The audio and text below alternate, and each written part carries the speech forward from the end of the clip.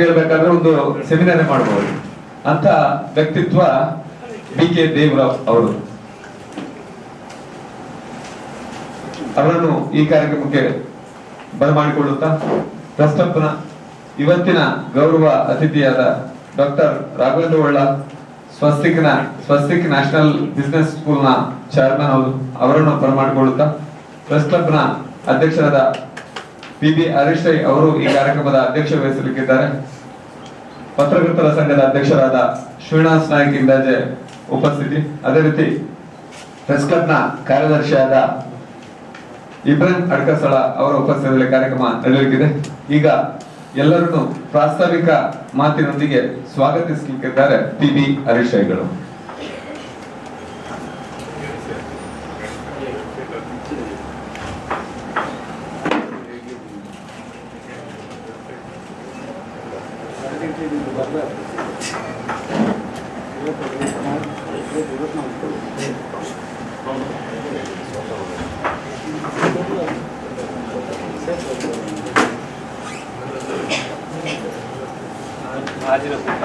ಎಲ್ಲ ಆತ್ಮೀಯರೇ,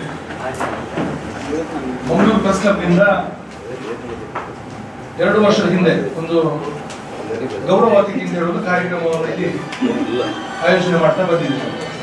ನಮ್ಮ ದಕ್ಷಿಣ ಕನ್ನಡ ಜಿಲ್ಲೆಯಲ್ಲಿ ಬೇರೆ ಬೇರೆ ಕ್ಷೇತ್ರಗಳಲ್ಲಿರುವ ಸಾಧಕರನ್ನ ಇಲ್ಲಿಗೆ ಕರೆದು ಅವರ ಬದುಕು ಮತ್ತೆ ಆ ಸಾಧನೆಯ ಹಾದಿಯ ಹಿನ್ನೆಲೆಯನ್ನ ಪತ್ರಕರ್ತರು ಮತ್ತು ವಿದ್ಯಾರ್ಥಿಗಳಿಗೆ ಒಂದು ತಿಳಿಯುವಂತಹ ಕಾರ್ಯಕ್ರಮ, ಜೊತೆಗೆ ಅದನ್ನ ಓದುಗರಿಗೆ ನೀಡುವಂತಹ, ವೀಕ್ಷಕರಿಗೆ ಚಾನೆಲ್ಗಳನ್ನು ನೀಡುವಂತಹ ಒಂದು ಕಾರ್ಯಕ್ರಮ. ತುಂಬಾ ಯಶಸ್ವಿಯಾಗಿ ಕಾರ್ಯಕ್ರಮವನ್ನು ನಾವು ಆಯೋಜನೆ ಮಾಡ್ತಾ ಬಂದಿದ್ದೇವೆ. ಸಹಕಾರ ಕ್ಷೇತ್ರ, ಸಿನಿಮಾ ಕ್ಷೇತ್ರ, ಉದ್ಯಮ ಕ್ಷೇತ್ರ, ಕ್ರೀಡಾ ಕ್ಷೇತ್ರ, ಹೀಗೆ ಬೇರೆ ಬೇರೆ ಕ್ಷೇತ್ರಗಳಲ್ಲಿ ಸಾಧನೆ ಮಾಡಿದವರು ಇಲ್ಲಿ ಬಂದು ಅವರ ಸಾಧನೆಯನ್ನು ಹಂಚಿಕೊಂಡಿದ್ದಾರೆ. ಇದು 24ನೇ ಕಾರ್ಯಕ್ರಮ. ಮುಂದಿನ ತಿಂಗಳು 25ನೇ ಕಾರ್ಯಕ್ರಮ ನಡೆಯಲಿಕ್ಕಿದೆ ಮತ್ತು ಅದು ಒಂದು ಹಂತದಲ್ಲಿ ಕೊನೆಯ ಕಾರ್ಯಕ್ರಮ. ಮತ್ತೆ ಬೇರೆ ರೀತಿಯಲ್ಲಿ ಕಾರ್ಯಕ್ರಮ ಮಾಡಬೇಕು, ಆಯೋಜನೆ ಮಾಡಬೇಕು ನಾವು ಯೋಚನೆ ಮಾಡ್ತಾ ಬಂದಿದ್ದೇವೆ. ಸುಮಾರು 23 ಸಾಧಕರು ಬಂದಿದ್ದಾರೆ.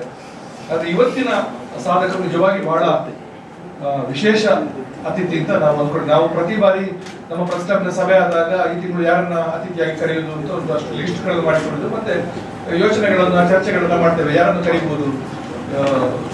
ಹಾಗೆ ಈ ಸಲ ನಮಗೆ ವಿಶೇಷವಾಗಿ ಕೃಷಿ ಆರಂಭವಾಗುವಂತ ಒಂದು ಸಮಯ, ಮಳೆ ಆರಂಭ ಆದಾಗ ಕೃಷಿ ಆರಂಭವಾಗುವಂತ ಸಮಯ. ಇನ್ನೊಂದು ದಕ್ಷಿಣ ಕನ್ನಡ ಮತ್ತು ಉಡುಪಿ ಜಿಲ್ಲೆಯಲ್ಲಿ ಭತ್ತದ ಬೆಳೆಯಿಂದ ಒಂದು ಕೃಷಿಕರು ವಿಮುಖರಾಗುತ್ತಿರುವ ಒಂದು ಕಾಲಘಟ್ಟ ಇದು. ವಾಣಿಜ್ಯ ಬೆಳೆಗಳೆಲ್ಲ ಬಂದ ಬಳಿಕ ಸಾಂಪ್ರದಾಯಿಕ ಭತ್ತದ ಕೃಷಿ ನಮ್ಮ ಜಿಲ್ಲೆಯಲ್ಲಿ ನಶಿಸಿ ಹೋಗ್ತಾ ಇರುವಂತ ಒಂದು ಕಾಲಘಟ್ಟದಲ್ಲಿ ನಾವಿದ್ದೇವೆ. ಇಂತಹ ಒಂದು ಸಮಯದಲ್ಲಿ ಒಬ್ಬರು ಹಿರಿಯರು ಕೃಷಿ ಕ್ಷೇತ್ರದಲ್ಲಿ ಒಂದು ಅದ್ವಿತೀಯ ಸಾಧನೆಯನ್ನ ಮಾಡಿದವರು, ಇಡೀ ನಮ್ಮ ಕೇವಲ ಕರಾವಳಿ ಜಿಲ್ಲೆಗೆ, ಕರ್ನಾಟಕ ರಾಜ್ಯಕ್ಕೆ ಮಾತ್ರವಲ್ಲ, ರಾಷ್ಟ್ರೀಯ ಮಟ್ಟದಲ್ಲಿ ಭತ್ತದ ಬೆಳೆಯ ಸಂರಕ್ಷಕರಾಗಿ ಗುರುತಿಸಿಕೊಂಡವರು, ಅತ್ಯಂತ ಹಿರಿಯರು. ಕೃಷಿ ಕ್ಷೇತ್ರ ಮತ್ತು ಗ್ರಾಮೀಣ ಬದುಕಿನ ಹಿನ್ನೆಲೆಯಲ್ಲಿ ಅಪಾರ ಜ್ಞಾನವನ್ನ ಹೊಂದಿದವರು. ಸ್ವತಃ ದೇಶದ ರಾಷ್ಟ್ರಪತಿಯವರಿಂದಲೂ ಕೂಡ ಅವರ ಕೃಷಿ ಕ್ಷೇತ್ರದ ಸಾಧನೆಗೋಸ್ಕರ ಮನ್ನಣೆಯನ್ನ, ಗೌರವವನ್ನ ಪಡೆದಂತಹ BK ದೇವರವರು ನಮ್ಮ ಜೊತೆಗಿದ್ದಾರೆ. ಹಿರಿಯರು ನಮ್ಮ ಜೊತೆ ಇರುವಂತದ್ದೇ ಬಹಳ ವಿಶೇಷ ಅಂತ ನಾನು ಅನ್ಕೊಂಡಿದ್ದೇನೆ. ಜೊತೆಗೆ ನಾನು ಹೇಳಿದೆ, ಇಷ್ಟು ವರ್ಷದ ಈ ಸಾಧಕರಲ್ಲಿ ಇಷ್ಟು ವಯಸ್ಸಿನ ಮತ್ತು ಅನುಭವದ ಹಿನ್ನೆಲೆ ಇರುವ ಒಬ್ಬ ವ್ಯಕ್ತಿಯವರು ಪ್ರೆಸ್ ಕ್ಲಬ್ಗೆ ಬಂದಿರುವುದು ಇವತ್ತು ಅವರಿಗಿಂತಲೂ ನಮ್ಮ ಪ್ರೆಸ್ ಕ್ಲಬ್ಗೆ ಬಹಳ ದೊಡ್ಡ ಗೌರವ ಅಂತ ನಾನು ಅಂದ್ಕೊಂಡು ಅವರನ್ನು ಇಲ್ಲಿ ಸ್ವಾಗತ ಮಾಡಿಕೊಂಡು ನಮ್ಮ ಪ್ರೆಸ್ ಕ್ಲಬ್ನ ಉಪಾಧ್ಯಕ್ಷರಾದ ಆರಿಫ್ ಅವರಿಗೆ ಪುಷ್ಪರೆಡ್ಡಿ ಸ್ವಾಗತ ಮಾಡಬೇಕು ಅಂತ ಮಾಡ್ತೀವಿ.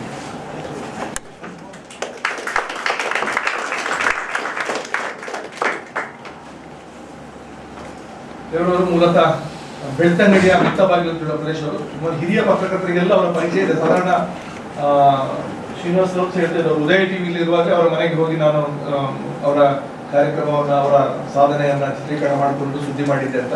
ಹಿರಿಯ ಪತ್ರಕರ್ತರೆಲ್ಲರೂ ಸಾಮಾನ್ಯವಾಗಿ ಅವರ ಮನೆಗೆ, ಅವರ ಕೃಷಿ ಕ್ಷೇತ್ರಕ್ಕೆ ಭೇಟಿ ನೀಡಿ ಬೇರೆ ಬೇರೆ ಪತ್ರಿಕೆಗಳಲ್ಲಿ ವರದಿಯನ್ನ ಮಾಡಿದ್ದಾರೆ. ಸ್ನೇಹಿತರೆ, ನಾವು ಈ ಕಾರ್ಯಕ್ರಮವನ್ನು ಪ್ರತಿ ಬಾರಿ ಉದ್ಘಾಟನೆ ಮಾಡುವಾಗ ಹಿರಿಯ ಪತ್ರಕರ್ತರನ್ನು, ಬೇರೆ ಬೇರೆ ಚಾನೆಲ್ಗಳ ಮುಖ್ಯಸ್ಥರನ್ನು, ಹೀಗೆ ಅವ್ರಿಗೂ ಪ್ರೆಸ್ ಕ್ಲಬ್ ಜೊತೆ ಸಂಬಂಧ ಇರಲಿ ಅಂತ ಹೇಳುವ ಉದ್ದೇಶದಿಂದ ತುಂಬಾ ಮಂದಿ ಹಿರಿಯ ಪತ್ರಕರ್ತರು, ಹೇಗೆ ಸಾಧಕರು ಬಂದು ಹಾಗೆ ಹಿರಿಯ ಪತ್ರಕರ್ತರಿಗೆ ಕೂಡ ಈ ಒಂದು ಕಾರ್ಯಕ್ರಮದಲ್ಲಿ ಭಾಗವಹಿಸುವ ಒಂದು ಅವಕಾಶವನ್ನು ನಾವು ಕಲ್ಪಿಸಿದ್ದೇವೆ. ನಮಗೆ ಇವತ್ತು ನಮ್ಮ ಜೊತೆ ಇರುವವರು ಉದ್ಘಾಟನೆಗೆ ಬಂದರು ಪತ್ರಕರ್ತರಲ್ಲ, ಅಂದ್ರೆ ಪತ್ರಕರ್ತರ ಸಮೂಹಕ್ಕೆ ಬಹಳ ಸ್ನೇಹದಿಂದ ಇರುವವರು, ನಮಗೆಲ್ಲ ಬಹಳ ಆತ್ಮೀಯರು. ನಾವು ನಮ್ಮ ಈ ಕಾರ್ಯಕ್ರಮ ಇಷ್ಟು ಯಶಸ್ವಿ ಆಗಬೇಕಾದ್ರೆ ಅದಕ್ಕೆ ವಿದ್ಯಾರ್ಥಿಗಳು, ನಾನು ಹೇಳಿದೆ, ನನಗೆ ಅವರು ತುಂಬಾ ಸಹಕಾರ ನೀಡಿದವರು ಯಾರು ಹೇಳಿದ್ರೆ ಸ್ವಸ್ತಿಕ ನ್ಯಾಷನಲ್ ಬಿಸಿನೆಸ್ ಸ್ಕೂಲ್ ಮತ್ತು ಶ್ರೀನಿವಾಸ ವಿಶ್ವವಿದ್ಯಾಲಯದ ವಿದ್ಯಾರ್ಥಿಗಳನ್ನು ನಾನು ವಿಶೇಷವಾಗಿ ಹಾಗೆ ಗೋಕರ್ಣೇಶ್ವರ ಕಾಲೇಜು ವಿದ್ಯಾರ್ಥಿಗಳು, ಬೆಸೆಂಟ್ ಕಾಲೇಜು ವಿದ್ಯಾರ್ಥಿಗಳು, ರೋಷನ್ ನಿಲಯದ ವಿದ್ಯಾರ್ಥಿಗಳೆಲ್ಲ ಬೇರೆ ಬೇರೆ ಕಾರ್ಯಕ್ರಮಕ್ಕೆ ಬಂದಿದ್ದು. ನಾನು ಪ್ರತಿ ಬಾರಿ ರಾಘವೇಂದ್ರ ಹೊಳ್ಳ ಅವರ ವಿನಂತಿ ಮಾಡ್ಕೊಳ್ತೀವಿ. ಎರಡು ಕಾರಣಕ್ಕೋಸ್ಕರ ವಿನಂತಿ ಮಾಡ್ಕೊಳ್ತೀವಿ. ಯಾಕೆಂತ ಹೇಳಿದ್ರೆ ಒಂದು, ಅವರ ಶಾಲೆ ಸಂಸ್ಥೆಯಲ್ಲಿರುವ ವಿದ್ಯಾರ್ಥಿಗಳು ಸ್ವಲ್ಪ ವಿಶೇಷ ಅಂತ ನಾನು ಅಂದ್ಕೊಂಡಿದ್ದೀನಿ. ಬಹುತೇಕ ವಿದ್ಯಾರ್ಥಿಗಳಲ್ಲಿ ದುಡಿಮೆಯ ಜೊತೆಗೆ ಶಿಕ್ಷಣವನ್ನ ಮಾಡ್ತಾ ಇರೋರು ಸರ್. ನಾವೆಲ್ಲ ಶಿಕ್ಷಣ ಮುಗಿಸಿ ಉದ್ಯೋಗ ಅರಸಬೇಕಾದ್ರೆ ಒಂದು ಸಣ್ಣ ಪುಟ್ಟ ಉದ್ಯೋಗವನ್ನ ಮಾಡಿಕೊಂಡು ಹೆತ್ತವರಿಗೆ ಹೊರೆಯಾಗದಂತೆ ಬದುಕನ್ನ ಮತ್ತು ಶಿಕ್ಷಣವನ್ನ ಒಂದು ಸವಾಲಾಗಿ ಸ್ವೀಕರಿಸಿಕೊಂಡು ಶಿಕ್ಷಣ ಪಡೆಯುವ ವಿದ್ಯಾರ್ಥಿಗಳೇ ಹೆಚ್ಚಾಗಿ ಅವರ ಸ್ವಸ್ತಿಕ ನ್ಯಾಷನಲ್ ಬಿಸಿನೆಸ್ ಸ್ಕೂಲ್ನಲ್ಲಿ ಇದ್ದಾರೆ ಅಂತ ಹೇಳುವ ಅಂಶವನ್ನು ಗಮನದಲ್ಲಿಟ್ಟುಕೊಂಡು ನಾನು ಅವರ ಹತ್ರ ಪ್ರತಿ ಸಾರಿ ನಿಮ್ಮ ವಿದ್ಯಾರ್ಥಿಗಳನ್ನು ಕಳಿಸಿದ ವಿನಂತಿ ಮಾಡಿಕೊಂಡಿದ್ದೇನೆ. ನಮ್ಮ ಕಾರ್ಯಕ್ರಮದ ಯಶಸ್ವಿನ ಹಿಂದೆ ಡಾಕ್ಟರ್ ರಾಘವೇಂದ್ರ ಹೊಳ್ಳ ದೊಡ್ಡ ಕೊಡುಗೆ ಇದೆ. ಇವತ್ತು ಆರಿಫ್ ನಾವೆಲ್ಲ ಮಾತಾಡ್ತಿದ್ದೇವೆ ಅವರು ಬರುವಾಗ. ಮತ್ತು ನಮ್ಮ ಜಿಲ್ಲೆಯಲ್ಲಿ ಯುವ ಸಮುದಾಯಕ್ಕೆ, ವಿಶೇಷವಾಗಿ ವಿದ್ಯಾರ್ಥಿಗಳಿಗೆ ಒಂದು ಸಂಪನ್ಮೂಲ ವ್ಯಕ್ತಿ, ಬಹಳ ಒಳ್ಳೆಯ ಒಂದು ಮಾರ್ಗದರ್ಶನ ಮತ್ತು ಒಂದು ಗಂಟೆ ಅರ್ಧ ಗಂಟೆ ಒಂದು ಟ್ರೈನಿಂಗ್ ಕೊಡುವಂತ ಕೆಲವು ಮಂದಿಯಲ್ಲಿ ಡಾಕ್ಟರ್ ರಾಘವೇಂದ್ರ ನಾನು ರೆಡ್ ಕ್ರಾಸ್ ಸಂಸ್ಥೆಯಲ್ಲಿ ಕೆಲಸ ಮಾಡಿದೆ. ನಮ್ಮ ಒಂದು ಕಾರ್ಯಕ್ರಮಕ್ಕೆ ಅವರು ಬಂದಿದ್ರು. ನಾನಾಗ ವಿದ್ಯಾರ್ಥಿಗಳಿಗೆ ಅವರು ಮಾರ್ಗದರ್ಶನ ಕೊಡುವ ಒಂದು ಕಾರ್ಯಕ್ರಮ ನೋಡಿದ್ರೆ ನಾನು ಕೂಡ ಬಹಳ ಖುಷಿ ಆಯ್ತು ನನಗೆ. ಯಾಕಂದ್ರೆ ತುಂಬಾ ವಿದ್ಯಾರ್ಥಿಗಳಿಗೆ ಮನದಟ್ಟಾಗಿ ಮಾತನಾಡುವಂತ ಒಂದು ಕಲೆ ಅವರಲ್ಲಿದೆ. ನಾನು ಡಾಕ್ಟರ್ ರಾಘವೇಂದ್ರ ಹೊಳ್ಳ ಅವರು ಕೂಡ ಬಹಳ ಗೌರವದಿಂದ ಇಲ್ಲಿಗೆ ಸ್ವಾಗತ ಮಾಡಿಕೊಂಡು ಅವರಿಗೆ ರಾಜೇಶ್ ಶೆಟ್ಟಿ ಅವರು ಒಂದು ಪುಷ್ಪ ನೀಡಿ ಸ್ವಾಗತ ಮಾಡಬೇಕು ಅಂತ ವಿನಂತಿ.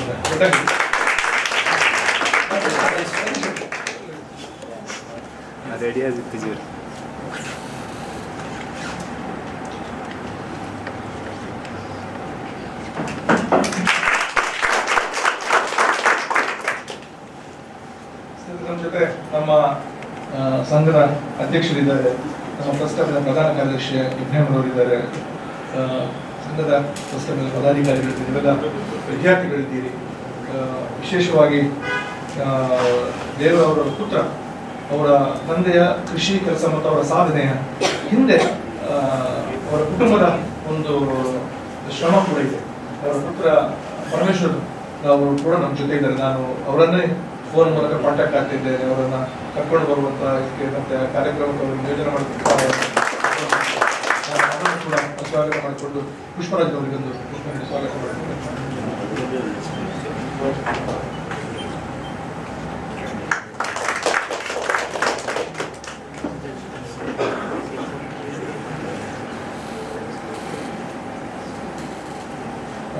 ಮತ್ತೊಮ್ಮೆ ತಮ್ಮೆಲ್ಲರನ್ನ ನಾನು ಸ್ವಾಗತ ಮಾಡಿಕೊಂಡು ಕಾರ್ಯಕ್ರಮವನ್ನು ಮುಂದುವರಿಸಬೇಕು ಅಂತ ವಿಜಯ್ ಕೋಟೆ ವಿನಂತಿ ಮಾಡ್ತಿದ್ದೇನೆ. ಇಲ್ಲಿ ಅವರ ಸಂವಾದ ಸನ್ಮಾನ ಕಾರ್ಯಕ್ರಮ ಆದಮೇಲೆ ಮೇಲೆ ನಮ್ಮ ಮೀಟಿಂಗ್ ಹಾಲ್ ಏನಿದೆ ಅಲ್ಲಿ ಅವರು ಹೇಳ್ತಾರೆ, ಅವರು ಮಾತು ಹೇಳೋದ ಮೇಲೆ ಸುಮಾರು 300ಕ್ಕೂ ಅಧಿಕ ಒಂದು ಭತ್ತದ ತಳಿಯನ್ನ ಸಂರಕ್ಷಣೆ ಮಾಡಿದ್ರೆ ಬಹಳ ಅಪರೂಪ. ಎಲ್ಲಿಯೂ ನಾನು ಬಹಳ ಹಳ್ಳಿ ಪ್ರದೇಶದಲ್ಲಿ ಬಂದವರು, ಹಾಗಾಗಿ ನನಗೆ ಒಂದೊಂದು 10 ಅಕ್ಕಿ ವೆರೈಟಿಯನ್ನು ನಾನು ಹೇಳ್ಬೋದು ಬಾಲ್ಯದ ನೆನಪಿನಲ್ಲಿ. 300ರಷ್ಟು ತಳಿ ಇದೆ ಅಂತ ನನಗೆ ಸಹ ನಿನ್ನೆ ಅವರು ಮಾತನಾಡೋದು ಗೊತ್ತಾಯ್ತು. ಅಷ್ಟು ತಳಿಗಳ ಒಂದು ಪ್ರದರ್ಶನವನ್ನು ಮಾಡಿದ್ರು ವಿದ್ಯಾರ್ಥಿಗಳು, ಪತ್ರಕರ್ತರು. ದಯವಿಟ್ಟು ಅದನ್ನು ವೀಕ್ಷಿಸಿ, ಅದೊಂದು ಒಳ್ಳೆಯ ನಮಗೆ ಮಾಹಿತಿ ಮತ್ತು ಒಂದು ಒಳ್ಳೆಯ ಅನುಭವ. ಒಂದು ಭತ್ತದ ಇಷ್ಟೆಲ್ಲ ತಳಿಗಳಿದೆ ಅಂತ ಹೇಳುವಂಥದ್ದೇ ಒಂದು ತಿಳ್ಕೊಳ್ಳುವಂಥ ಒಂದು ಅವಕಾಶ ಕೂಡ ನಿಮಗೆ ಮೇಲೆ ಕಲ್ಪಿಸಿದ ಕಾರ್ಯಕ್ರಮವನ್ನು ನಾವು ಅದನ್ನು ವೀಕ್ಷಣೆ ಮಾಡಬಹುದು.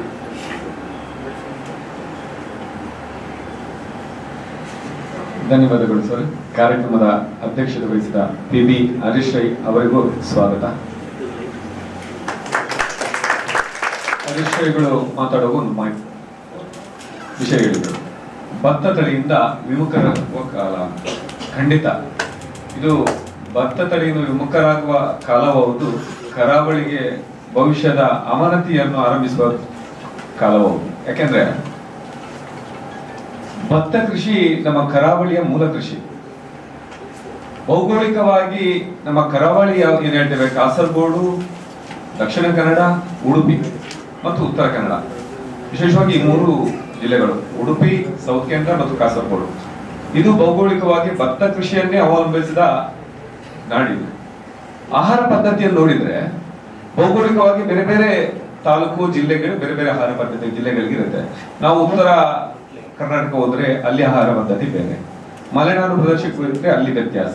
ಆದ್ರೆ ಕರಾವಳಿ ಭಾಗ ಅಂತ ಹೇಳಿದ್ರೆ ಇಲ್ಲಿ ಭತ್ತವನ್ನೇ ಅವಲಂಬಿಸಿದ್ರು, ಅದರಲ್ಲೂ ವಿಶೇಷವಾಗಿ ಕುಚಲಕ್ಕಿ. ನಾನು ಮೊನ್ನೆ ಒಂದು ಕಾರ್ಯಕ್ರಮದಲ್ಲಿ ಧರ್ಮಸ್ಥಳ ಯೋಜನೆಯ ಭತ್ತಶ್ರೀ ಕಾರ್ಯಕ್ರಮದಲ್ಲಿ ಹೇಳಿದೆ, ಕುಚಲಕ್ಕಿ ಇವತ್ತು ಇಲ್ಲಿಯ 90-95% ಜನ ಕುಚಲಕ್ಕಿ ಅನ್ನವನ್ನೇ ಆಶ್ರಯಿಸಿದ್ದಾರೆ. ನಾವು ಬೆಳ್ತಿಗೆ ಅಕ್ಕಿ ಬಹುತೇಕ ಮಂದಿ ಊಟ ಮಾಡಲ್ಲ. ಯಾಕೆ ಮಾಡಲ್ಲ ಅಂದ್ರೆ ಅದು ಇಲ್ಲಿಯ ವಾತಾವರಣಕ್ಕೆ ಸೂಟ್ ಆಗಲ್ಲ ಅಂತ. ಯಾಕೆ ನಾನು ಕರಾವಳಿಯ ಅವನತಿ ಅಂತ ಹೇಳ್ತೇನೆ, ಇವತ್ತು ಕುಚಲಕ್ಕಿಯ ಪ್ರಮಾಣ ಗಣನೀಯವಾಗಿ ಕುಸಿತ ಕಾಣ್ತಾ ಇದೆ. ಉತ್ಪಾದನೆ ಏನು ಭತ್ತ ಕೃಷಿಯಲ್ಲಿ ಗಣನೀಯ ಕುಸಿತ ಕಾಣ್ತಾ ಇದೆ. ಇಲ್ಲಿ ತನಕ ಅಂದ್ರೆ ಇವತ್ತು ಪ್ರತಿ ವರ್ಷ ನಾವು ವರದಿಗಾರರಾಗಿ ನಾವು ಆರಿಫ್ಸಲ್ಲಿ ಮಾತಾಡ್ತಾ ಇರ್ತೇವೆ, ಕೃಷಿ ಇಲಾಖೆಯವರು ಅಂಕಿ ಸಂಖ್ಯೆ ಕೊಡ್ತಾ ಇದ್ದಾರೆ. ನಾನು ಒಂದು ವರ್ಷ ಅದನ್ನು ಯೋಚನೆ ಮಾಡಿದೆ, ಕೃಷಿ ಇಲಾಖೆಯವರು ಹೇಗೆ ಅಂಕಿ ಸಂಖ್ಯೆ ಕೊಡ್ತಾ ಇದ್ದಾರೆ. ಅವರು VA ಹತ್ರ ಕೇಳ್ತಾರೆ, VA ಅವರ ಮನಸ್ಸಿಗೆ ಏನು ಬಂದಿದೆ ಅದನ್ನು ಕೊಡ್ತಾ ಇದ್ದಾರೆ. ನಾನು ಹೇಳ್ತೇನೆ, ಇಲ್ಲಿ ವಿಶೇಷವಾಗಿ ಮಕ್ಕಳ ಬಗ್ಗೆ ಹರೀಶ್ಗಳು ಹೇಳಿದ್ರು, ಬಹುಶಃ ಇದು ಔಚಿತ್ಯಪೂರ್ಣ ಮತ್ತು ಅರ್ಥಪೂರ್ಣ ಕಾರ್ಯಕ್ರಮ ನೀವೆಲ್ಲ ಬಂದಿದ್ದೀರಿ. ಕುಚಲಕ್ಕಿ ಉತ್ಪಾದನೆ ನನ್ನ ಪ್ರಕಾರ, ನಾನು ಬಾಲ್ಯದ ಕೃಷಿ ಮತ್ತು ಈಗ ಇರುವ ಕೃಷಿಯನ್ನು ನೋಡಿದ್ರೆ ಕುಚಲಕ್ಕಿ ಉತ್ಪಾದನೆ 40% ಕಡಿಮೆ ಆಗಿದೆ. ಬಹುಶಃ ಅದನ್ನು ಸ್ಪಷ್ಟವಾಗಿ ನಮ್ಮ ದೇವರಾವ್ ಸರ್ ಹೇಳ್ಬಹುದು ಅಂತ ನಾನು ಅನ್ಸ್ತೇನೆ. ಯಾಕೆ ನನ್ನ ಅಂಕಿ ಸಂಖ್ಯೆಗಿಂತೂ ಅವರ ಅಂಕಿ ಸಂಖ್ಯೆ ಹೆಚ್ಚು ಅರ್ಥಪೂರ್ಣ ಅಂತ ಹೇಳುತ್ತಾ, ಬಹುಶಃ ಅಂತಹ ಕಾರ್ಯಕ್ರಮದಲ್ಲಿ ನೀವೆಲ್ಲ ಮಕ್ಕಳು ಬಂದಿದ್ದೀರಾ. ಇದನ್ನು ಕುಚಲಕ್ಕಿ ಉಳಿಸದೇ ಇದ್ರೆ ಇನ್ನು 10-15 ವರ್ಷದಲ್ಲಿ ಇದರ ಕುಚಲಕ್ಕಿ ಉತ್ಪಾದನೆ ಮತ್ತಷ್ಟು ಕುಚಲಕ್ಕಿ ಕೃಷಿ ಮತ್ತಷ್ಟು ಕಡಿಮೆ ಆಗಬಹುದು. 1 kg ಅಕ್ಕಿಗೆ ಬಹುಶಃ ಕೆಜಿಗೆ 300 ರೂಪಾಯಿ ಆಗ್ಲೂಬಹುದು. ಹಾಗಾದ್ರೆ ಬೆಳ್ಳಿಗೆ ಅಕ್ಕಿ ಊಟ ಮಾಡ್ಲಿಕ್ಕೆ ನಮ್ಗೆ ಆಗಲ್ಲ. ಯಾಕಂದ್ರೆ BPL ಅಕ್ಕಿಗಳು ಸಿಗ್ತಾ ಇದೆ, ಅದನ್ನು ಎಷ್ಟು ಮಂದಿ ಊಟ ಮಾಡ್ತಾ ಇದ್ದಾರೆ, ಅದು ಗೋಡನ್ ಸೇರ್ತಾ ಇದೆ. ಯಾಕಂದ್ರೆ ಇದನ್ನು ಉಳಿಸುವ ನಿಟ್ಟಿನಲ್ಲಿ ಬಹುಶಃ ಯಾವತ್ತಿಗೂ ನಮ್ಗೆ ದೇವರ ಮಾದರಿ ಆಗಿದ್ದಾರೆ ಅಂತ ಹೇಳುತ್ತಾ ಕಾರ್ಯಕ್ರಮದ ಉದ್ಘಾಟನೆ ಅಂತ ಹೇಳ್ತಾ ಇದ್ದೇವೆ. ಆದ್ಮೇಲೆ ಬಹುಶಃ ಹರೀಶ್ಗಳು ಹೇಳಿದ್ರು, ಸ್ವಸ್ತಿಕ್ ಸಂಸ್ಥೆಯ CEO ಆದ ರಾಘವೇಂದ್ರ ಒಳ್ಳ ಬಹುಶಃ ವಿದ್ಯಾರ್ಥಿಗಳೆಲ್ಲ ನಮ್ಗೆಲ್ಲೂ ಮಾದರಿ. ಇವರು ಇವತ್ತಿನ ಕಾರ್ಯಕ್ರಮ ಉದ್ಘಾಟನೆ ಮಾಡ್ಲಿಕ್ಕೆ ಇದ್ದಾರೆ. Master degree in social work Mangaluru ಯೂನಿವರ್ಸಿಟಿಯಲ್ಲಿ MSW ಮಾಡಿ, ಮತ್ತೆ MPhil ಇನ್ ಸೋಷಿಯಾಲಜಿ, ಅದೇ ರೀತಿ ಅಣ್ಣಾಮಲೈ ಯೂನಿವರ್ಸಿಟಿಯಲ್ಲಿ HRN ಮತ್ತು PGDRB ಮಾಡಿ, ಸೋಷಿಯಲ್ ವರ್ಕ್ ಮೈಸೂರು ಯೂನಿವರ್ಸಿಟಿಯಲ್ಲಿ ಡಾಕ್ಟರೇಟ್ ಇನ್ ಸೋಷಿಯಲ್ ವರ್ಕ್ ಪದವಿ ಮಾಡಿದವರು.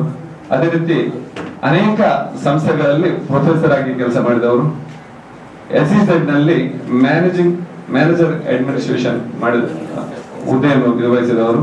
JCI ಮ್ಯಾಂಗ್ಳೂರ್ ಸಮರ್ಥ್ ಇದರಲ್ಲಿ ಫೌಂಡರ್ ಪ್ರೆಸಿಡೆಂಟ್ ಆದವರು. ಬಹುಶಃ ಪತ್ರಕರ್ತರ ಜೊತೆ ನಿರಂತರ ಒಡನಾಟ ಇಟ್ಕೊಂಡು ಯಾವುದೋ ನಮಗೆ, ಅದರಲ್ಲೂ ವಿಶೇಷವಾಗಿ ನಾವು ಯಾವುದೋ ಈ ಜಿಲ್ಲೆಯ ಅಭಿವೃದ್ಧಿ ಸಂಬಂಧಪಟ್ಟ ಇರಬಹುದು, ಸಾಹಿತ್ಯ ಅಥವಾ ಶಿಕ್ಷಣಕ್ಕೆ ಸಂಬಂಧಪಟ್ಟ ಏನಾದ್ರು ಬೈಕ್ ಬೇಕಾದ್ರೆ, ನಮ್ಗೆ ಒಂದು ಸ್ಟೋರಿ ಮಾಡುವಾಗ ಒಂದು ಕೋಟ್ ಬೇಕು ಅಂತ ಹೇಳ್ತಾರೆ, ತಕ್ಷಣ ನಾವು ಫೋನ್ ಮಾಡೋದು ನಮ್ಮ ರಾಘವೇಂದ್ರ ಒಳ್ಳರಿಗೆ.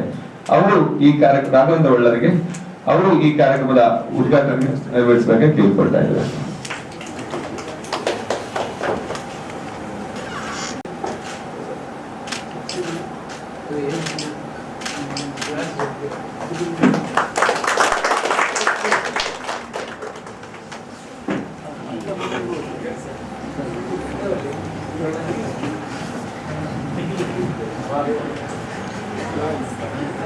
ಧನ್ಯವಾದಗಳು ಸರ್. ದಯವಿಟ್ಟು ಸರ್ ಅಧ್ಯಕ್ಷರು ಶ್ರೀನಿವಾಸ ನಾಯ್ಕ ಇದ್ದಾಜೆ ಬೆಂಗಳೂರಿಗೆ ಹೋಗ್ಬೇಕು. ಯಾವಾಗಲೂ ಅವರು ಹುಟ್ಟೆ ಹೇಳ್ತಾ ಇದ್ರು, ಇವತ್ತು ಹೇಳ್ತಾರೆ ಬೇಗ ಮುಗಿಸಿ ಅಂತ. ಆಗ್ಲಿ, ಈಗ ಮುಂದೆ ಉದ್ಘಾಟಕರಿಂದ ಆಯ್ತು. ಮುಂದೆ BK ದೇವರಾವ್, 81 ವರ್ಷದ BK ದೇವ್ ಅವರು ಭತ್ತದ ಕೃಷಿಯಲ್ಲಿ ಸಾಧನೆ ಮಾಡಿದ ಭಗೀರಥ. 1967ರಿಂದ ಕೃಷಿ ಚಟುವಟಿಕೆಗಳು ತೊಡಗಿಸಿಕೊಂಡ ಇವರು ಅಂದಿನಿಂದಲೂ ತಮ್ಮ 5 ಎಕರೆ ಜಾಗವನ್ನು ಗದ್ದೆ ಬೇಸಾಯಕ್ಕೆ ಮೀಸಲಿಟ್ಟು 170ಕ್ಕೂ 300ಕ್ಕೂ ಅಧಿಕ ತಳಿಯ ಭತ್ತದ 2 ಬೆಳೆಗಳನ್ನು ಬೆಳೆಯುತ್ತಾ ಬಂದಿದ್ದಾರೆ. ಪಶು ಸಾಕಣೆಯನ್ನು ಮಾಡುವ ಇವರು ಹಟ್ಟಿ ಗೊಬ್ಬರ ಹಾಗೂ ತರಗೆಲೆಗಳನ್ನು ಸಂಗ್ರಹಿಸಿ ಸಾವಯವ ಕೃಷಿ ಮಾಡುತ್ತಿರುವುದು ಇನ್ನು ವಿಶೇಷ. ಇವರಲ್ಲಿ ಕರ್ನಾಟಕದ 180 ಅಧಿಕ, ಕೇರಳದ 25, ತಮಿಳುನಾಡಿನ 10, ಪಶ್ಚಿಮ ಬಂಗಾಳದ 5, ಮಹಾರಾಷ್ಟ್ರದ 15 ಸೇರಿದಂತೆ ನಾನಾ ರಾಜ್ಯಗಳ ಹಲವಾರು ಭತ್ತದ ತಳಿಗಳು ಇವರ ಸಂಗ್ರಹದಲ್ಲಿದೆ. ಬಿ.ಕೆ. ದೇವರಾವ್ ಅವರ ಪುತ್ರ ಬಿ.ಕೆ. ಪರಮೇಶ್ವರ್ ಅವರು ತಂದೆಯ ಸಾಧನೆಗೆ ನೆರವಾಗುತ್ತಿದ್ದು ಬೀಜ ಬ್ಯಾಂಕ್ ಅನ್ನು ಕೂಡ ಸ್ಥಾಪಿಸಿದ್ದಾರೆ. ಭತ್ತದ ತಳಿಗಳ ಸಂಗ್ರಹ ಜೊತೆ 80ಕ್ಕೂ ಮಿಕ್ಕಿದ ಕಾಡು ಮಾವು ಹಾಗೂ 100ಕ್ಕೂ ಅಧಿಕ ಔಷಧೀಯ ತಳಿಗಳನ್ನು ಸಂಗ್ರಹಿಸಿದ್ದಾರೆ. 2017ರಲ್ಲಿ ರಾಷ್ಟ್ರಪತಿ ಭವನದಲ್ಲಿ ಸೃಷ್ಟಿ ಸನ್ಮಾನ್ ಪುರಸ್ಕಾರ, 2018ರಲ್ಲಿ ವಿಜಯ ಕರ್ನಾಟಕದ ಸೂಪರ್ ಸ್ಟಾರ್ ರೈತ ಪುರಸ್ಕಾರ, 2019ರಲ್ಲಿ ರಾಜ್ಯೋತ್ಸವ ಪ್ರಶಸ್ತಿ, 2020-21ರಲ್ಲಿ ರಾಷ್ಟ್ರಪತಿಗಳಿಂದ ರಾಷ್ಟ್ರೀಯ ಸಸ್ಯ ತಳಿ ಸಂರಕ್ಷಣಾ ರೈತ ಪ್ರಶಸ್ತಿ ಸೇರಿದಂತೆ ನಾನಾ ಪ್ರಶಸ್ತಿ ಪುರಸ್ಕಾರಗಳು ಇವರಿಗೆ ಸಂದಿದೆ.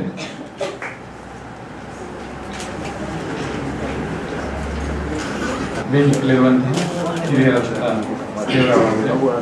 ಪ್ರೆಸ್ ಕ್ಲಬ್ಬಿನ ಅಧ್ಯಕ್ಷರು, ಅವರ ಹಾಗೂ ಎಲ್ಲ ಪತ್ರಿಕಾ ಬಂಧುಗಳೇ ಹಾಗೂ ವಿದ್ಯಾರ್ಥಿ ಮಿತ್ರರು. ಮಲ್ಲಿಗೆ ಎಲ್ಲ ಕಡೆಯಲ್ಲಿ ಸಿಗ್ತದೆ, ಆದರೆ ದೇವಸ್ಥಾನದಲ್ಲಿ ಪ್ರಸಾದ ರೂಪದಲ್ಲಿ ಸಿಗುವಂತಹ ಮಲ್ಲಿಗೆಗೆ ಜಾಸ್ತಿ ನಾವು ಒತ್ತು ಕೊಡ್ತೇವೆ. ಆ ದೇವರು ಕೊಟ್ಟರು, ದೈವ ಕೊಟ್ಟರು. ಅದೇ ರೀತಿಯಾಗಿ ಯಾವುದೇ ಕಾರ್ಯಕ್ರಮಕ್ಕೆ, ಯಾವುದೇ ಸಂಸ್ಥೆಗೆ ಅತಿಥಿಯಾಗಿ ಹೋಗ್ಬೋದು, ಘಟಕರಾಗಿ ಹೋಗ್ಬೋದು, ಆದರೆ ಪ್ರೆಸ್ ಕ್ಲಬ್ಗೆ ಹೋಗಿಬಾರ್ದು ಅಂತ ಹೇಳಿದ್ರೆ ಅದನ್ನು ವ್ಯಾಲಿಡಿಟಿ ಟೆಸ್ಟ್ ಇದ್ದಾಗ. ಯಾಕೆಂದ್ರೆ ಅವರು ಎಲ್ಲ ನೋಡಿ ಮಾಡಿ ಅದ ನಂತರ ಕರೆಯುವಂಥದ್ದು. 10 ಜನ ಬರುವ 10 ಅಭಿಪ್ರಾಯ ಬರ್ತದೆ, ಲೆಪ್ಪಡ ಬರ್ತಾರೆ. ಹಾಗೆ ಈ ಕಾರ್ಯಕ್ರಮಕ್ಕೆ ಜೀವನದಲ್ಲಿ ಒಂದು ಅತಿಥಿಯಾಗಿ ಬಂದಂಥದ್ದು ಅತ್ಯಂತ ಖುಷಿ ತಂದಂತ ವಿಚಾರ. ಅವಕಾಶಕ್ಕೋಸ್ಕರ ವಂದನೆಗಳನ್ನು ಸಲ್ಲಿಸ್ತೇನೆ. ನನಗೂ ಪತ್ರಿಕಾ ಮಾಧ್ಯಮದವರಿಗೂ ಅತ್ಯಂತ ಹಳೆಯ ನಂಟು. ಮೇಬಿ ಒಂದು 2003 ಅಥವಾ 4ನೇ ಇಸ್ವಿಯಿಂದ ನಾನು ನನ್ನ ಉಪನ್ಯಾಸಕ ವೃತ್ತಿಯನ್ನು ಪ್ರಾರಂಭ ಮಾಡಿದಾಗ ಯಾವುದೇ ಕಾರ್ಯಕ್ರಮ ಇದ್ರು ನಾನು ಶ್ರೀನಿವಾಸ್ ಕಾಲೇಜಲ್ಲಿರುವಾಗ ನಾವೆಲ್ಲ ಪ್ರೆಸ್ ರಿಲೀಸ್ ರೆಡಿ ಮಾಡಿದ್ದೆ. ಅತಿಥಿಗಳು ಬರೆಯೋದು ಮಾತ್ರ ಗ್ಯಾಪ್ ಇಡುದು, ಮತ್ತೆ 5:30-6 ಗಂಟೆಗೆ ಅದನ್ನು ಪ್ರಿಂಟ್ ಮಾಡೋದು, ಮತ್ತೆ ಫೋಟೋ ತೆಗೆದು ಎಲ್ಲ ಪ್ರೆಸ್ಗೆ ಅವಾಗ ಬೈಕ್ ಇತ್ತು. ನಮ್ಮ ಬೈಕಲ್ಲಿ ಎಲ್ಲ ಪ್ರೆಸ್ಸಿಗೆ ಹೋಗಿ ಅವಾಗ ಇಮೇಲ್ ಎಲ್ಲ ಕಡಿಮೆ. ಆ ಪ್ರೆಸ್ಸಿಗೆ ನಾವು ಹಾರ್ಡ್ ಕಾಪಿ ಮಾಡಿ ಕೊಟ್ಟರೆ ಮಾತ್ರ ಅದು ಮರು ದಿವಸ ಪೇಪರಲ್ಲಿ ಬರೋದು. 6 ಗಂಟೆಗೆ ಕೊಟ್ಟರು ಕೂಡ ಮರು ದಿವಸ ಪೇಪರಲ್ಲಿ ಬರ್ತಿತ್ತು ಆ ದಿವಸಗಳಿಂದ. ಅದಾದ ನಂತರ ನಾನು SZಗೆ ಸೇರುವಾಗ ಅದೇ ಪತ್ರಕರ್ತರು ಸ್ನೇಹಿತರ ಹತ್ರ ಕೆಲವು ಸಲ ಗಲಾಟೆ ಮಾಡಿದ್ರು. ನಾವು ಇಷ್ಟೆಲ್ಲ ಒಳ್ಳೆ ಪ್ರಾಜೆಕ್ಟ್ ಮಾಡ್ತೀವಿ, ನೀವು ಯಾಕೆ ಇದ್ರ ಬಗ್ಗೆ ಹೀಗೆಲ್ಲ ಬರೀತೀವಿ? ಅವಾಗ ಹೇಳ್ತಾರೆ, ಯಾರು ನೀವು ಮಾಡಿದನ್ನೆಲ್ಲವೂ ಸರಿ ಅಂತ ಹೇಳಿದ್ರೆ ಮತ್ತೆ ಹೇಗೆ ಪ್ರಪಂಚ? ಯಾರಾದ್ರೂ ತಪ್ಪನ್ನು ಆ ರೀತಿಯಾಗಿ ಒಂದು ವಿರೋಧ ಅಥವಾ ಅದನ್ನು ಎಲ್ಲ ವಿಚಾರಗಳ ದೃಷ್ಟಿಯಲ್ಲಿ ಹೇಳಿದ್ರೆ ಮಾತ್ರ ಆ ವ್ಯವಸ್ಥೆ ಸರಿಯಾಗಿ ಹೋಗ್ತದೆ ಅಂತ ಇದಿರ್ಬೋದು. ಅಥವಾ ಇತ್ತೀಚೆಗೆ ನಮ್ಮ ಪತ್ರಕರ್ತ ಮಿತ್ರರೊಬ್ರು ಹರ್ಷ ಅವರು ನಮ್ಮ ಕಾಲೇಜಿಗೆ ಒಂದು ಆರ್ಟಿಕಲ್ ಮಾಡಲಿಕ್ಕೆ ಬಂದರು. ಯಾರು ಬಂದ್ರು ಕೂಡ ನಾವು ನೆನಪಿನ ಕಡ್ಲಿಕ್ಕೆ ಕೊಡ್ಲಿಕ್ಕೆ ಹೇಗೊಬ್ಬರು ನಾನು ತಗೊಳ್ಳಿಲ್ಲ ಹೊಡ್ರೆ ಅದೆಲ್ಲ ಬೇಡ ನಂಗೆ ಅಂತ. ಅಂತಹ ಒಂದು ಸ್ವಭಾವವನ್ನು ಹೊಂದಿದಂತಹ ಪತ್ರಕರ್ತರು ಆಗಿರುವಂತಹ ಈ ಒಂದು ಸಂಸ್ಥೆ ಇರ್ಬೋದು. ಯಾಕೆಂದ್ರೆ ಪ್ರತಿಯೊಂದು ವಿಚಾರದಲ್ಲಿ ಕೂಡ ಅವ್ರದ್ದೇ ಆದಂತಹ ಡಿಗ್ನಿಟಿ ಇದೆ. ಈ ಕಾರ್ಯಕ್ರಮ ಒಂದು ಉತ್ತಮವಾದಂತಹ ಕಾರ್ಯಕ್ರಮ. ಎಲ್ಲ ಕಾರ್ಯಕ್ರಮದ್ದು ನಿರೂಪಣೆ ಮಾಡುವಂತಹ ಕಾರ್ಯಕ್ರಮ ಹೋಗಿ ಬೈಟ್ ತಗೊಳ್ಳುವಂತಲ್ಲ. ನಮ್ಮದೇ ಸಂಸ್ಥೆಯಿಂದ ಪ್ರೆಸ್ ಕ್ಲಬ್ನಿಂದಲೇ ಇಂತಹ ಒಂದಷ್ಟು ವಿಚಾರವಾದಿಗಳು ಅಥವಾ ಸಾಧನೆ ಮಾಡಿದಂತಹ ಪುರುಷರನ್ನು ಕರೆದು, ವ್ಯಕ್ತಿಗಳನ್ನು ಕರೆದು ಅವರ ಬಗ್ಗೆ ಮಾಡುವಂಥದ್ದು. ಯಾಕೆ ಅವರಿಗೆ ಒಂದು ಮೋಟಿವೇಶನ್. ಯಾರು ಎಷ್ಟೇ ಕಾಲ, ಈಗ ನಾನು ಹೇಳಿದ ಹಾಗೆ ಇವರನ್ನು ಸಾವಿರಾರು ಕಾರ್ಯಕ್ರಮ ಕರೆದಿರೋ, ಬಟ್ ಪ್ರೆಸ್ ಕ್ಲಬ್ಬಿನವರು ಕರೆದು ಆ ಕಾರ್ಯಕ್ರಮ ಅವರ ವೇದಿಕೆಯಲ್ಲಿ ಕೂತ್ಕೊಂಡು ಆ ಕಾರ್ಯಕ್ರಮ ನಾನು ಹೇಳಿದೆ, ಆ ಒಂದು ಪ್ರೀತಿ, ವಿಶ್ವಾಸ ಅಥವಾ ಆ ಒಂದು ರೆಸ್ಪೆಕ್ಟ್ ಏನಿದೆ ಅದನ್ನು ನೀವು ಕೊಡುವಂತಹ ಕಾರ್ಯಕ್ರಮ ಅತ್ಯಂತ ಉತ್ತಮವಾದಂತಹ ಕಾರ್ಯಕ್ರಮ. ಈ ಕಾರ್ಯಕ್ರಮ ಇನ್ನೂ ಕೂಡ ಮುಂದುವರಿಸ್ತಾ ಇದೆ. ಯಾಕೆಂದ್ರೆ ಈಗಿನ ಯುಗ ಯುಗ ಎಲ್ಲಾ ಫೀಲ್ಡ್ ಅಲ್ಲಿ ಇದೆ, ಬಟ್ ಪ್ರೆಸ್ ಅಲ್ಲಿ ಅದು ಆದಷ್ಟು ಕಡಿಮೆ ಇಲ್ಲ. ಯಾಕೆಂತ ಹೇಳಿದ್ರೆ ಅದ್ರಲ್ಲಿ ಏನು ಸ್ಟೋರ್ ಆಗಿರ್ತದೆ ಆ ಕಂಪ್ಯೂಟರ್ ಮೈಂಡ್ ಸೆಟ್ ಇರುವ ವಿಚಾರ ಬರುತ್ತೆ, ವ್ಯಕ್ತಿಯ ಮೈಂಡ್ ಸೆಟ್ ಅಲ್ಲಿ ಇರುವ ವಿಚಾರ ಬರೋದಿಲ್ಲ. ಈಗ ಯಾವುದೇ ಒಂದು ನಾವು ನ್ಯೂಸ್ ಮಾಡಬೇಕು ಅಂದರೆ ನಮ್ಮದೇ ಒಂದು ಪ್ಯಾರಾಮೀಟರ್ಸ್ ಅಥವಾ 100 ಡೈಮೆನ್ಷನ್ಸ್ ಇರ್ತದೆ. ಅವರ ಬಗ್ಗೆ, ಅವರ ಇತಿಹಾಸ, ಅವರ ಸಂಬಂಧಗಳು ಆ ಕಾರ್ಯಕ್ರಮ ಇದೆ ಆಗಿ ಅಂತಹ ವಿಚಾರಗಳನ್ನು ಇಟ್ಟುಕೊಂಡು ಇನ್ನೂ ಕೂಡ ಗೆ ಹೆಚ್ಚು ಇಫೆಕ್ಟ್ ಆಗದಂತಹ ಫೀಲ್ಡ್ ಇದೆ. ಯಾಕೆಂತ ಹೇಳಿದ್ರೆ ಅದು ಪ್ರೆಸ್ ಫೀಲ್ಡ್. ಯಾಕೆಂದ್ರೆ ಯಾವುದೇ ಆರ್ಟಿಕಲ್ ಯಾವುದೇ ವ್ಯಕ್ತಿ ಬಗ್ಗೆ ಮಾಡುವಾಗ ಕೂಡ ಹಾಕಿ ಆಲ್ರೆಡಿ ಸ್ಟೋರ್ ಆದ ವಿಚಾರ ಮಾತ್ರ ಬರುತ್ತೆ. ನಿಜ ಹೇಗಿರ್ತದೆ, ಜನಗಳ ಮನಸ್ಸಲ್ಲಿ ಹೇಗಿದೆ, ಆ ಪಲ್ಸ್ ಅನ್ನು ಹಿಡಿಯುವಂತಹ ಕೆಲಸ ಪ್ರತಿಯೊಬ್ಬರ ಪತ್ರಕರ್ತರ ಮಿತ್ರರು ನೀವು ಮಾಡ್ತಿದ್ದೀರಿ. ಆ ಒಂದು ಏನು ಬರೆಯುವಂತಹ ಸ್ಟೈಲ್ ಏನಿದೆ, ಪ್ಯಾಟರ್ನ್ ಇದೆ, ಅದನ್ನು ನಾವು ಇನ್ನೂ ಕೂಡ ಕಂಟಿನ್ಯೂ ಮಾಡ್ಲಿಕ್ಕೆ ಇದೆ. ದೇವರಾಯರವರ ಮನೆಗೆ ಸುಮಾರು 4 ವರ್ಷದ ಹಿಂದೆ ಅಕಸ್ಮಾತ್ ಆಗಿ ನಾವು ಟ್ರೆಕ್ಕಿಂಗ್ ಹೋಗೋ ಸಂದರ್ಭದಲ್ಲಿ ಅವ್ರು ಹೇಳಿದ್ರು, ಈಗೀಗೊಂದು ಇಲ್ಲಿ ಒಬ್ರು ಇದ್ದಾರೆ ಬೆಳ್ತಂಗಡಿ, ನಾವು ಅಲ್ಲಿ ಹೋಗುವಂಥವ್ರು ಆನ್ ದಿ ವೇ ಬಂದು ಸುಮಾರು ಒಂದು 3-4 ಗಂಟೆ ಅವರೊಟ್ಟಿಗೆ ಕಳೆಯುವಾಗ ಒಂದು ವಿಶ್ವವಿದ್ಯಾನಿಲಯಕ್ಕೆ ಹೋದಾಗೆ ಆಯ್ತು. ಅಷ್ಟು ವಿಚಾರ. ಒಂದು ಭತ್ತದ ವಿಚಾರದಲ್ಲಿ ಕೂಡ ಎಷ್ಟು ಡೀಪ್ ಆಗಿ ಯಾರಾದ್ರೂ ಕೆಲಸ ಮಾಡ್ತಾ ಇದ್ದಾರೆ ಅಂತ ಆ ದಿವಸ ನಮಗೆ ಒಂದು ನೋಡಿ ಒಂದು 25-30 ಜನರ ತಂಡ ಇತ್ತು. ಅದ ನಂತರ ಅವರೇ ಟೀ ಮಾಡಿ ಕೊಟ್ಟು ಅವ್ರ ಮನೆಯಲ್ಲಿ ಚಾ ಕೊಟ್ಟು ತಿಂಡಿ ಕೊಟ್ಟು ಆ ಒಂದು ಆತ್ಮೀಯತೆ ಏನಿದೆ ಆ ದಿವಸ ನಾನು ನಿರ್ಧಾರ ಮಾಡಿ ಒಂದೊಂದು ಫೀಲ್ಡ್ ಅಲ್ಲಿ ಎಷ್ಟು ಸಾಧನೆ ಮಾಡಿದವರು ಇದ್ದಾರೆ.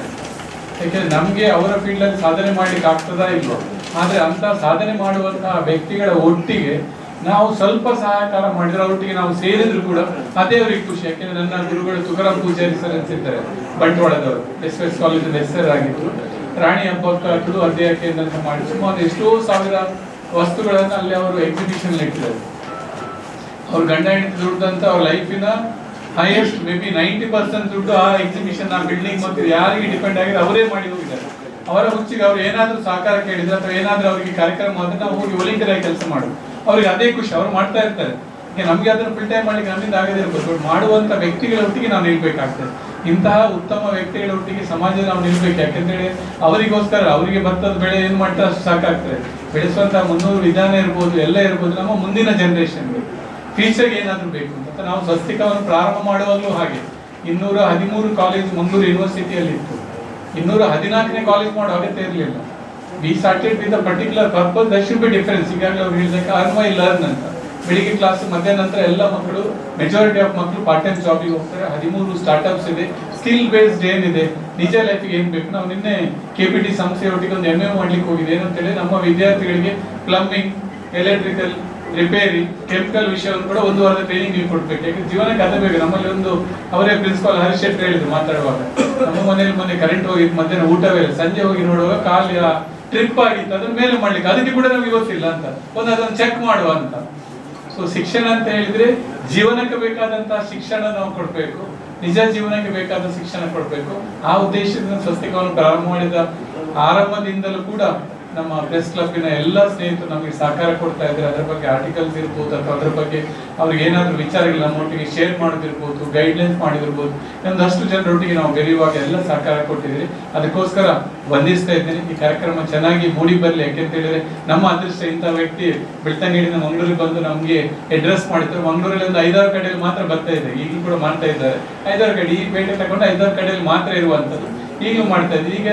ಈಗ ಒಂದು ಆಟಿರಂಜಿ ಕೂಟ ಕೆಸರುಗದ್ದೆ ಆದ ಕಾರಣ ಸ್ವಲ್ಪ ಅದಕ್ಕೆ ಇನ್ನೂ ಕೂಡ ಒಂದು ಮೂವ್ ಬಂದಿದೆ. ಎಲ್ಲ ಕೆಸರಿಗೆ ಇತ್ತೀಚೆಗೆ ಪ್ರೆಸ್ನವರು ಕೂಡ ಒಂದು ಕಾರ್ಯಕ್ರಮ ಮಾಡಿದ್ರೆ ಅದು ಇನ್ನೂ ಜಾಸ್ತಿ ಆಗ್ತಿದೆ. ಇಂತಹ ಉತ್ತಮವಾದ ಕಾರ್ಯಕ್ರಮದ ಅವಕಾಶ ಕೊಟ್ಟದಕ್ಕೋಸ್ಕರ ಪ್ರೆಸ್ ಕ್ಲಬ್ಬಿನ ಅಧ್ಯಕ್ಷರು, ಸದಸ್ಯರಿಗೆ ಮತ್ತು ಪತ್ರಕರ್ತರಿಗೆ ವಂದಿಸ್ತಾ ಇದ್ದಾರೆ. Thank you sir. ಚುಟುಕಾಗಿ ಸ್ಪಷ್ಟವಾಗಿ ಸಂದೇಶ ನೀಡಿದ್ದೀರಿ. ಅವರ ಅನುಭವಗಳು.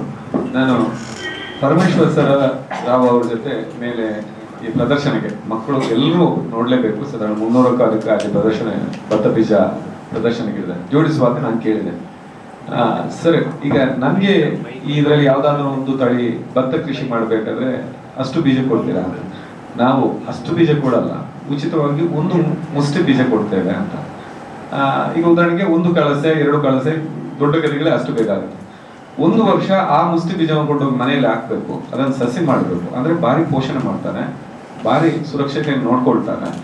ಬರುವ ವರ್ಷ ಅದರಲ್ಲೇ ಆದ ಬೀಜದಿಂದ ಮತ್ತೆ ಕೃಷಿಗೆ ತೊಡಗಿಸ್ಕೊಳ್ತಾನೆ. ಒಂದು ಒಳ್ಳೆ ಪರ್ಪಸ್ ಇಟ್ಕೊಂಡು ಒಳ್ಳೆ ಉದ್ದೇಶದಿಂದ ಮಾಡ್ತಾ ಇದ್ದಾರೆ. 1 ಮುಷ್ಟಿ ಬೀಜದಿಂದ ಇಡೀ ಗದ್ದೆಗೆ ಬೇಕಾದಷ್ಟು ಬೀಜ ಸೃಷ್ಟಿಯನ್ನು ಮಾಡುವ ಕಲೆ ಅವನಿಗೆ ಗೊತ್ತಾಗ್ತದೆ. ಆ ನಿಟ್ಟಿನಲ್ಲಿ ನಿಜವಾಗಿಯೂ ಮೆಚ್ಚುವಂತ ಕೆಲಸ ಮಾಡ್ತಾ ಇದ್ರಿ. ನೇರ BK ದೇವರಾಯ ಅವರೇ ಹಾಗೂ ನೆಲದ ಸಹಪಾಠಿಗಳೇ,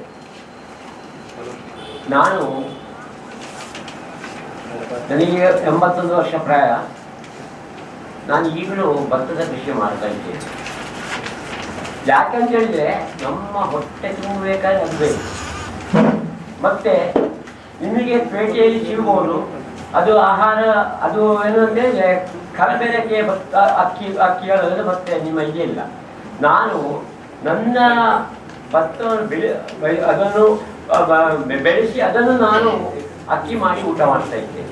ನೋಡಿ ಈಗ ಸಹ ನಾನು ನಿರೋಗಿಯಾಗಿ, ರೋಗ ಇರ್ಬೋದು ಆದರೆ ನಿರೋಗಿಯಾಗಿ ನಾನು ಈಗ ಸಹ ನನ್ನ ಕೆಲಸಗಳನ್ನು ಮಾಡಿಕೊಂಡು ಗದ್ದೆಗಳಲ್ಲಿ ತಿರಿಕೊಂಡು ನನಗೆ ಬೇಕಾದ ಕೆಲಸ ಮಾಡ್ತಾ ಇದ್ದೇನೆ. ಯಾಕೆ ಅಂತ ಹೇಳ್ತೀರಾ, ಅದು ನಮ್ಮ ಕರ್ತವ್ಯ. ಮತ್ತೆ ನೋಡಿ, ಒಂದು ಕಾಲದಲ್ಲಿ ನಿಮಗೆ ತಿಳಿಯಬಹುದು, ನೀವು ನಮ್ಮ ಬೆತ್ತಗಡೆ ಮಂಗಳೂರು ಬರುವ ಮಾರ್ಗದಲ್ಲಿ ಏನಿತ್ತು ಅಂತ ಹೇಳಿದ್ರೆ ಖಾಲಿ ಭತ್ತದ ಕೃಷಿ ಇತ್ತು ಅಂಥದ್ದು. ಈಗ ಏನಾಗಿದೆ ಅಂತ ಹೇಳಿದ್ರೆ ಯಾವುದು ಒಂದು ಕಾಂಕ್ರೀಟ್ ಕಾಡುಗಳು ಆಗ್ತಾ ಉಂಟು, ಕಾಡುಗಳು ಆಗಿದೆ.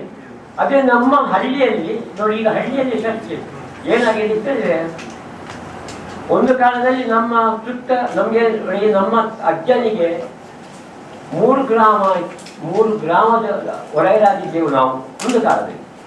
ಆ 3 ಗ್ರಾಮದಲ್ಲಿ ಇದ್ದದಂತೇಳಿದ್ರೆ ಪೂರ ಎಲ್ಲವೂ ಭತ್ತವೇ ಬೆಳೀತಿದ್ದಾರೆ. ಮತ್ತೆ ಬೇರೆ ನಿಮ್ಮ ಈ ಯಾವುದು ಒಂದು ಆರ್ಥಿಕ ಬೆಳೆಗಳು ಕಮ್ಮಿ ಅಂಥದ್ದು. ಈಗ ಆರ್ಥಿಕ ಬೆಳೆಗಳು ಮುಂದೆ ಹೋಗಿದೆ, ಭತ್ತದ ಕೃಷಿ ಹಿಂದೆ ಬಂದಿದೆ. ನೋಡಿ ನನ್ನ ತಿಳುವಳಿಕೆ ನೋಡಿ, ನಾನೀಗೊಂದು 65 ವರ್ಷದ ಯಾವುದು ಭತ್ತದ ಕೃಷಿಯ ಯಾವುದು ನಿಮ್ಮ ಇದು ಯಾವುದು ನಾನು ಭತ್ತ ಕೃಷಿ ಮಾಡಿ ಶುರು ಮಾಡಿದೆ.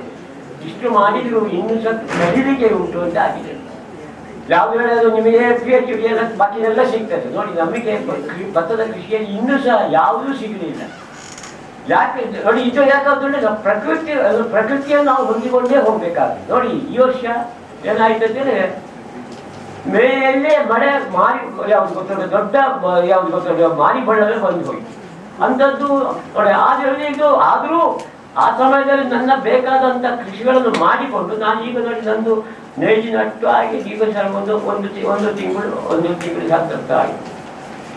ಇದು ಯಾಕಂದ್ರೆ ಸಾಧನೆ ಮಂಡಲ ಮುಖ್ಯ ಅಂತಂದ್ರೆ ಭತ್ತದ ಕೃಷಿಯಲ್ಲಿ ಅದು ಭತ್ತ ಇಟ್ಟಿಲ್ಲ ಎಲ್ಲ ಗೊತ್ತಿಲ್ಲ. ಯಾವಾಗಲೂ ಮಾಡಿದಷ್ಟು ಮುಂಚೆ ಉಂಟು.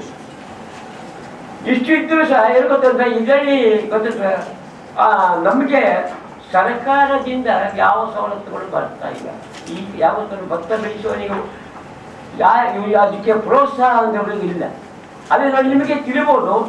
ನಾನು ಯಾಕಂತ ಹೇಳಿದೆ ಅಂತ ಹೇಳಿದ್ರೆ, ಭತ್ತದ ಕೃಷಿ ಅದು ಯಾಕಂತ ಇಲ್ಲ, ಅದು ಇಲ್ಲದಿದ್ರೆ ನಿಮಗೆ ನೀರು ಯಾಕಂತ ನೀರು ಒಂದೇ ಹೋಗ್ತಾ ಇದೆ. ನೋಡಿ ಈಗ ಭತ್ತ ಯಾಕೆ ಇದ್ದಲ್ಲಿ ಗದ್ದೆ ಇದ್ದಲ್ಲಿ ಅಲ್ಲಿ ನೀರು ಉಂಟು. ನೋಡಿ ನಮ್ಮ ಈಗ ಎಷ್ಟು ಅಂತ ಹೇಳಿದ್ರೆ 5 ಎಕರೆ ಯಾವುದು ಉಂಟು ಅಲ್ಲಿ ಗೊತ್ತಿರ್ತದೆ. ಅಲ್ಲಿ ನಾವು ಭತ್ತದ ನೀರನ್ನು ನಿಲ್ಲಿಸೋದ್ರಿಂದಾಗಿ ಮಳೆಗಾಲ ನೀರು ಇರ್ತದೆ, ಅದೇ ಬೇಸಿಗೆಗಾಲದಲ್ಲಿ ನಮಗೆ ನೀರು ನಮ್ಮ ಅಲ್ಲಿ ಆಗ್ತದೆ. ಈಗ ಏನಾಯ್ತದೆ, ಆರ್ಥಿಕ ಬೆಳೆಗಳಾಗಿ ನಮಗೆ ಮಳೆಗಾಲದಲ್ಲಿ ನೀರು ಬೇಡ, ಬೇಸಿಗೆಗಾಲದಲ್ಲಿ ನೀರು ಬೇಕು. ಅಂದರೆ ಈಗೇನಾಯ್ತದೆ ಅದರ ವಿರುದ್ಧ ಶ್ರಮ ಮಾಡ್ತಾ ಉಂಟು. ಇದರಿಂದಾಗಿ ಏನಾಗಿದೆ, ಭತ್ತ ನಾವು ತೀರ್ಕೊಂಡ್ರೆ ಭತ್ತದ ಕೃಷಿ ನಿಂತಾಗಿ ಈಗ ನೋಡಿ ನಮ್ಮಲ್ಲಿ 700-800 ಫೀಟ್ ಯಾವುದು ಗೊತ್ತಿಲ್ಲ, ನೀವು ಬೋರ್ವೆಲ್ನಲ್ಲಿ ಅಷ್ಟು ಅಡಿಗೆ ಹೋಗಬೇಕಾಗಿದೆ.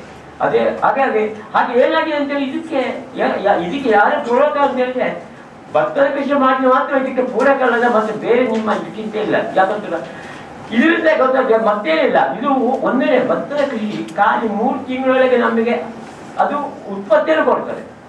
ಆದರೆ ಉತ್ಪತ್ತಿ ಕಮ್ಮಿ ಇರ್ಬೋದು, ಅದು ಉತ್ಪತ್ತಿ ಕೊಡ್ತದೆ. ಇದು ಆ ಉತ್ಪತ್ತಿ ನಮಗೆ ಸಿಕ್ಕಿದ್ರೆ ಅದೊಂದು ಪ್ರಯೋಜನ ಗೊತ್ತಲ್ಲ, ಮತ್ತೇನಲ್ಲ. ನಿಮಗೆ ತಿಳಿಬೋದು. ನೋಡಿ ನಾನು ಈಗ ಇಷ್ಟು ಕಷ್ಟದಲ್ಲಿಯೂ ಸಹ ನಮಗೆ ಕೃಷಿಯನ್ನು ಭತ್ತದ ಕೃಷಿ ಮಾಡ್ತಿದ್ದೆ. ಯಾಕಂತಂದ್ರೆ ಅದು ಬೇಕೇ ಬೇಕು. ಅದೊಂದು ದಾನವೊಂದು ಇರ್ತಲ್ಲ, ನಾನು ಹೇಳೋದು ನಮ್ಮ ಸುತ್ತ ಎಲ್ಲ ಗೊತ್ತಾಯ್ತು. ಮತ್ತು ಒಂದು ಕಾಲದಲ್ಲಿ ನಮ್ಮ ಸುತ್ತ ಎಲ್ಲ ಭತ್ತವೇ ಕೃಷಿ ಇದ್ದಾರೆ. 2 ತಿಂಗಳ ಕೃಷಿ ಚಟುವಟಿಕೆಗಳು ಇತ್ತು. ಅಂಥದ್ದು ಈಗ ಎಕ್ಸಿಬಿಷನ್ಗೆ ಮುಗಿಬಿಡ್ತದೆ. ಯಾಕೆ ಹೋಗ್ತದೆ ಈಗ ನೋಡಿ ನಮ್ಮ ಸುತ್ತಲೀಗ ಇದ್ದದ್ದು ಸಾಧಾರಣ 200 ಎಕರೆ ಇದ್ದದ್ದು ಈಗ 10 ಎಕರೆ ಗದ್ದೆ ಸಾಗುವಳಿಸಿದ್ರೆ ಪುಣ್ಯ. ಹಾಗಾಗಿ ಏನಾಗಿದೆ ಅಂತ ಹೇಳಿದ್ರೆ ನೀರು ಕಮ್ಮಿ ಆಗಿದೆ, ಗೊತ್ತಲ್ಲ ಬೇಡ ಗೊತ್ತಲ್ಲ ನೀರು. ಅದರಿಂದಾಗಿ ಈಗ ತಾಪತ್ರಗಳು ಅಷ್ಟಾಗಿದೆ. ನಿಮಗೆ ನಿಮ್ಮ ಎಲ್ಲರಿಗೂ ಕೇಳೋದಂದ್ರೆ ನೀವು ಸಹ ಸ್ವಲ್ಪ ನಮ್ಮೊಟ್ಟಿಗೆ ಕೈಗೂಡಿಸಿದರೆ ಅದು ಒಳ್ಳೇದಾಗ್ತದೆ. ಯಾಕಂದ್ರೆ ಎಲ್ಲರೂ ಈಗ ನಿಮ್ಮ ವಿದ್ಯಾರ್ಥಿಗಳು ಇದ್ದೀರಿ, ವಿದ್ಯಾರ್ಥಿಗಳು ಏನಂತ ಹೇಳಿದ್ರೆ ಗೊತ್ತದ ಇದನ್ನು ಯಾವುದು ಒಂದು ಉಪವೃತ್ತಿಯಾಗಿ ಮಾಡಿಕೊಂಡು ಬಂದರೆ ಮಾತ್ರ ಭತ್ತದ ಕೃಷಿ ಉಳಿತಿದ್ದೀವಿ.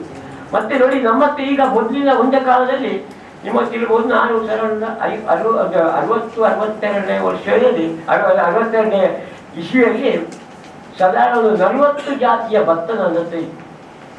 ಆಗ ನಮಗೆ ನೋಡಿ ಹೇಳಲಿಕ್ಕೆ ಆಗ್ತಿತ್ತು, ಇಂಥ ಭತ್ತ ಇದು ಇಂಥದ್ದು ಅಂತ. ಅಂಥದ್ದು ಈ ಹೈಲ್ಡ್ಗಳು ಬಂದು ಗೊತ್ತಲ್ಲ ಸಾಧಾರಣ 70-72-74ರಲ್ಲಿ ಗೊತ್ತಲ್ಲ ಹಸಿರು ಕ್ರಾಂತಿ ಬಂತು. ಆಗ ಹೈಲ್ಡ್ಗಳು ಬಂತು. ನಮ್ಮ ಭತ್ತದ ಕೃಷಿಗಳೆಲ್ಲ ಭತ್ತದ ತಳಿಗಳೆಲ್ಲ ಎತ್ತಲಗತ್ತ ಓಡಿ ಹೋಗ್ಬಿಟ್ಟು ಈಗ ನೋಡಿ ನಾನು ಆದ್ರೂ ಸಹ ನಾನು ನನ್ನ ಭಕ್ತಿಯ ತಳಿಗಳು ನಾನು ಈಗ ಸಹ ಇನ್ನೂ ಉಳಿಸಿಕೊಂಡಿದ್ದೇನೆ. ಯಾಕೆ ಗೊತ್ತಿಲ್ಲ, ಅದರಲ್ಲಿದ್ದಂಥ ಯಾವುದೊಂಥರ ರುಚಿ ಮತ್ತೆ ಅದರಲ್ಲಿದ್ದಂಥ ಪೌಷ್ಟಿಕ ಅಂಶ ಯಾವುದರಲ್ಲಿ ಇಲ್ಲ.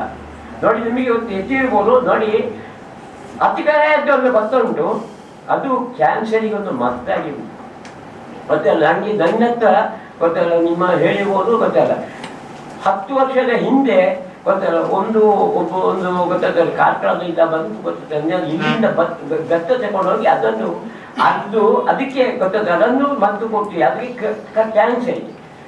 ಹಾಗಾಗಿ ಅಂತ ಭತ್ತಗಳನ್ನು ನಾವು ಉಳಿಸಬೇಕಾಗಿದೆ ಗೊತ್ತಲ್ಲ. ಯಾಕಂದ್ರೆ ನಮ್ಮ ಊರಿನ ತಳಿಗಳು ನೋಡಿ ಕಾಯಮೆ ಇರ್ಬೋದು, ಅದು ಸಷ್ಟೇ ಅದರಷ್ಟು ರುಚಿ ಇದ್ದಂತ ಯಾವುದು ಗೊತ್ತಲ್ಲ ಅಕ್ಕಿ ಯಾವುದೇ ಇಲ್ಲ.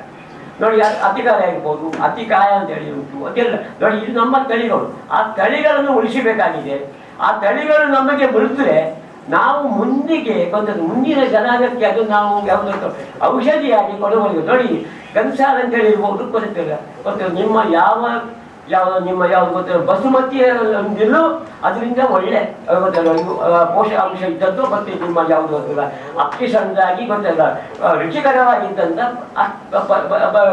ಅಕ್ಕಿ ಇಂಥದ್ದು ಈಗ ಏನಾಗಿದೆ ಅಂತ ಹೇಳಿ ಕಣ್ಮರೆ ಆಗಿದೆ. ಈಗ ಯಾವುದು ಇಲ್ಲ ನೋಡಿ. ಯಾವುದು ಅಂತ ಹೇಳಿದ್ರೆ ನಿಮಗೆ ಯಾವ್ದು ಗೊತ್ತುಂಟೆ ಹೇಳು ನೋಡಿ, ನಿಮಗೆ ಗೊತ್ತಿರ್ಬೋದು ಗೊತ್ತಲ್ಲ ಯಾವುದು ಊರ ಅಕ್ಕಿ ಗೊತ್ತಿಲ್ಲ, ಮತ್ತೆ ಯಾವ್ದು ಗೊತ್ತಿಲ್ಲ ಕಟ್ ಸಾಂಬಾರು, ಆನಂತರ ಅಯ್ಯರ್. ಇದು ಮೂರು ನಮ್ಗೆ ಈಗ ಕಾಣುವಂಥದ್ದು. ನೋಡಿ ನನ್ನ ಹತ್ರ ಈಗ ಸಹ ನಿಮ್ಮ ಹತ್ರ ಹೇಳ್ಬೋದು ಗೊತ್ತಿಲ್ಲ. ನಾನು ಈಗ ಸಾಧಾರಣ ಒಂದೇ ಬೆಳೆ 150 ಜಾತಿಯ ಭತ್ತ ಉಂಟು ಈಗ ಗೊತ್ತಿಲ್ಲ. ನೋಡಿ ನಟ್ಟಾಗಿ ಎಲ್ಲ ನಟ್ಟಾಗಿದೆ.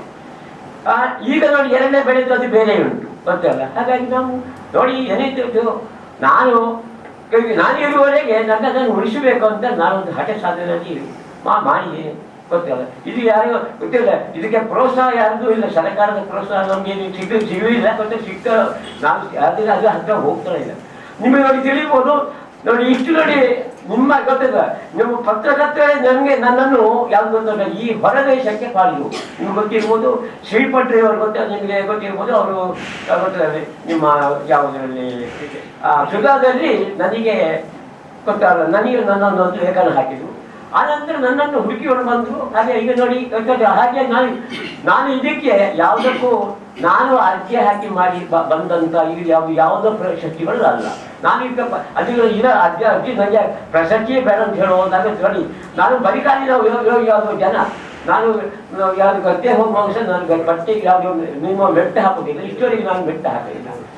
ನೋಡಿ ಡೆಲ್ಲಿಗೆ ಹೋಗಿದ್ದೇನೆ. ಡೆಲ್ಲಿಗೆ ಹೋಗಿ ಸಹ ನನ್ನ ಬದಿಕಾರಲ್ಲಿ ನೋಡಿ ನನ್ನ ಇದೇ ವೇಷ, ಮತ್ತೆ ಬೇರೆ ವೇಷ ಇಲ್ಲ ನನಗೆ. ಯಾರು ಯಾರು ನನ್ನ ಹೇಳಿ ಕಲ್ಪಿಸ್ತಾರೆ ನನಗೆ ಬೇರೇನಿಲ್ಲ. ಯಾಕಂತ ಹೇಳಿದ್ರೆ ಹಾಗಾಗಿ ನಾನು ಈ ಚಿನ್ಮತ್ತೆ ಹೇಳೋದು ಅಂತ ಹೇಳಿದ್ರೆ ಭತ್ತದ ಕೃಷಿಯನ್ನು ನೀವು ಇಷ್ಟು ಗೊತ್ತಾಗ್ತದೆ. ನೀವು ನನ್ನನ್ನು ನನಗೆ ಪ್ರೋತ್ಸಾಹ ಮಾಡೋದಕ್ಕಿಂತ ನನಗೆ ಗೌರವ ಕೊಡೋದು ಯಾವುದು ನನ್ನ ಗೌರವ ಕೊಡಬೇಡಿ, ಭತ್ತಕ್ಕೆ ಗೌರವ ಕೊಡಿ ಅಂತ ನಾನು ಕೇಳ್ತಾ ಇದ್ದೇನೆ. ಯಾಕಂತ ಭತ್ತ ಬೆಳಿಬೇಕು, ಭತ್ತ ಉಳಿಬೇಕು. ಅದು ಉಳಿದ್ರೆ ಭತ್ತ ನಾವು ಮುಂದಿನ ಜನಾಂಗಕ್ಕೆ ನಾವು ತೋರಿಸ್ಬೋದು. ನೋಡಿ ಆಹಾರ ಈಗ ಸಿಗ್ಬೋದು ಗೊತ್ತಿಲ್ಲ, ನಿಮಗೆ ಎಷ್ಟು ಅಕ್ಕಿಗಳು ಸಿಗ್ತದೆ. ಆದರೆ ನಾನು ಊಟ ಮಾಡಿದಂಥ ಅಕ್ಕಿ ನಿಮಗೆ ಸಿಗುವುದಿಲ್ಲ. ಯಾಕಂತ ನಾನು ರಾಸಾಯನಿಕ ರಹಿತ ಕೃಷಿ, ನಾನು ಯಾವುದಕ್ಕೂ ಯಾವುದು ರಾಸಾಯನಿಕ ಹಾಕೋದಿಲ್ಲ. ನಿಮ್ಮ ಯಾವುದು ಗೊತ್ತು ಕ್ರಿಮಿನಾಶಕಗಳನ್ನು ಹಾಕ್ತೇವೆ.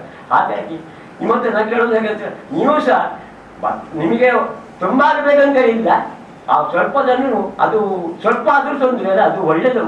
ಹಾಗಾಗಿ ಇವತ್ತು ನಾನು ಕೇಳೋದಂದರೆ ಭೂಮಿಯನ್ನು ಹಾಳು ಮಾಡಬೇಡಿ. ಯಾಕಂದರೆ ಭೂಮಿ ಗೊತ್ತಿಲ್ಲ, ಈಗ ರಾಸಾಯನಿಕ ಹಾಕಿ ಭೂಮಿ ಹಾಳಾಗ್ತಾ ಹೋಗ್ತಾ ಉಂಟು.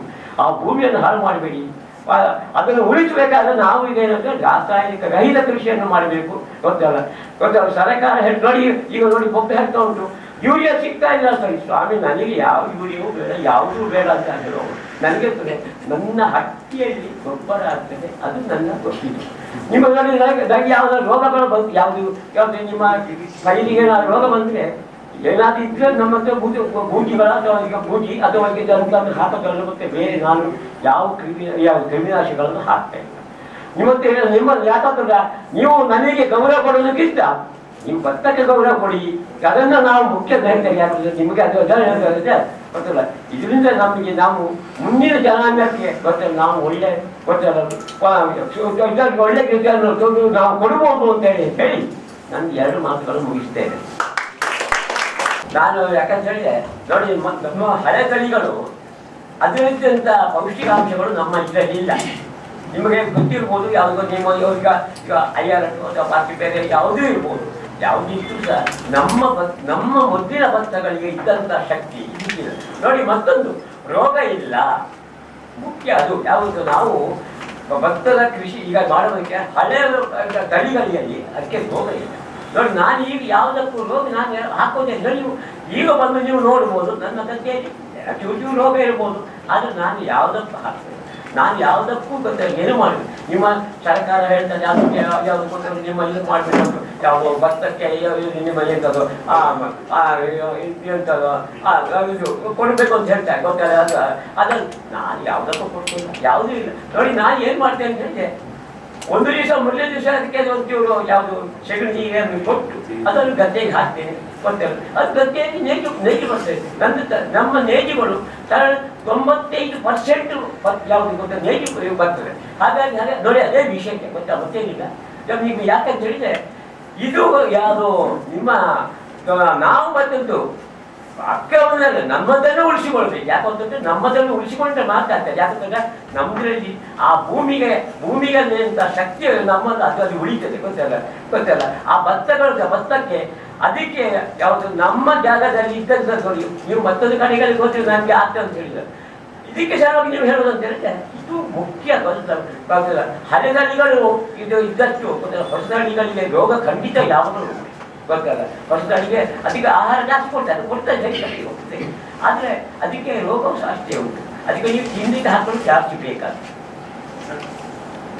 ಅದು ಸತ್ಯದ ಬುಳೆ ಅಂತ ಇಲ್ಲಿ ಅಂಬಿಕೆ ಸೈಡ್ ಸತ್ಯದ ಬುಳೆ, ಅದು ಆ ತರದ ವೆರೈಟಿಯ ಒಂದು ಅತಿಕ್ರಯ ಅಂತ ಅದಕ್ಕೆ ಹೆಸರು. ಆಕ್ಚುಲಿ ಅತಿಕ್ರಯ ಅಂದ್ರೆ ಭಾರಿ ಮೌಲ್ಯ ಉಳ್ಳದ್ದು ಅಂತಲೇ ಲೆಕ್ಕ. ಅದು ಅತಿಕ್ರಯ ಅತಿಕ್ರಯ ಅಂತ ಹೇಳಿದ್ರೆ ಹಾಗೆ ಅದು ಸೀಸನ್ ಬೌಂಡ್ ಭತ್ತ. ನಮಗೆ ಖುಷಿ ಬಂದಾಗೆ ಬರೋದಿಲ್ಲ. ನವೆಂಬರ್ 14ರ ನಂತರ ಹಾಕಿದ್ರೆ ಮುಂದಿನ ವರ್ಷದ ಜನವರಿಗೆ ಬರೋದು. ಅದೇ ನೀವು ಜೂನ್ ಜುಲೈಯಲ್ಲಿ ಹಾಕಿದ್ರೆ ಜನವರಿ ಎಂಡಿಗೆ ಕೊಯ್ಲಿಕ್ಕೆ ಬರ್ತದೆ. ಬೇರೆ ಹೊತ್ತಲ್ಲಿ ಬರುದಿಲ್ಲ. ಕರಾವಳಿಯ ಒಂದು 7-8 ಅಂತಹ ತಳಿಗಳಿದೆ. ಸುಗ್ಗಿಕಾಯ್ಮೆ, ಕುಟ್ಟಿಕಾಯ್ಮೆ, ಕರೇಜೇಬಿ, ಅದ್ಯಾರ, ಕಟಮುಂಡ,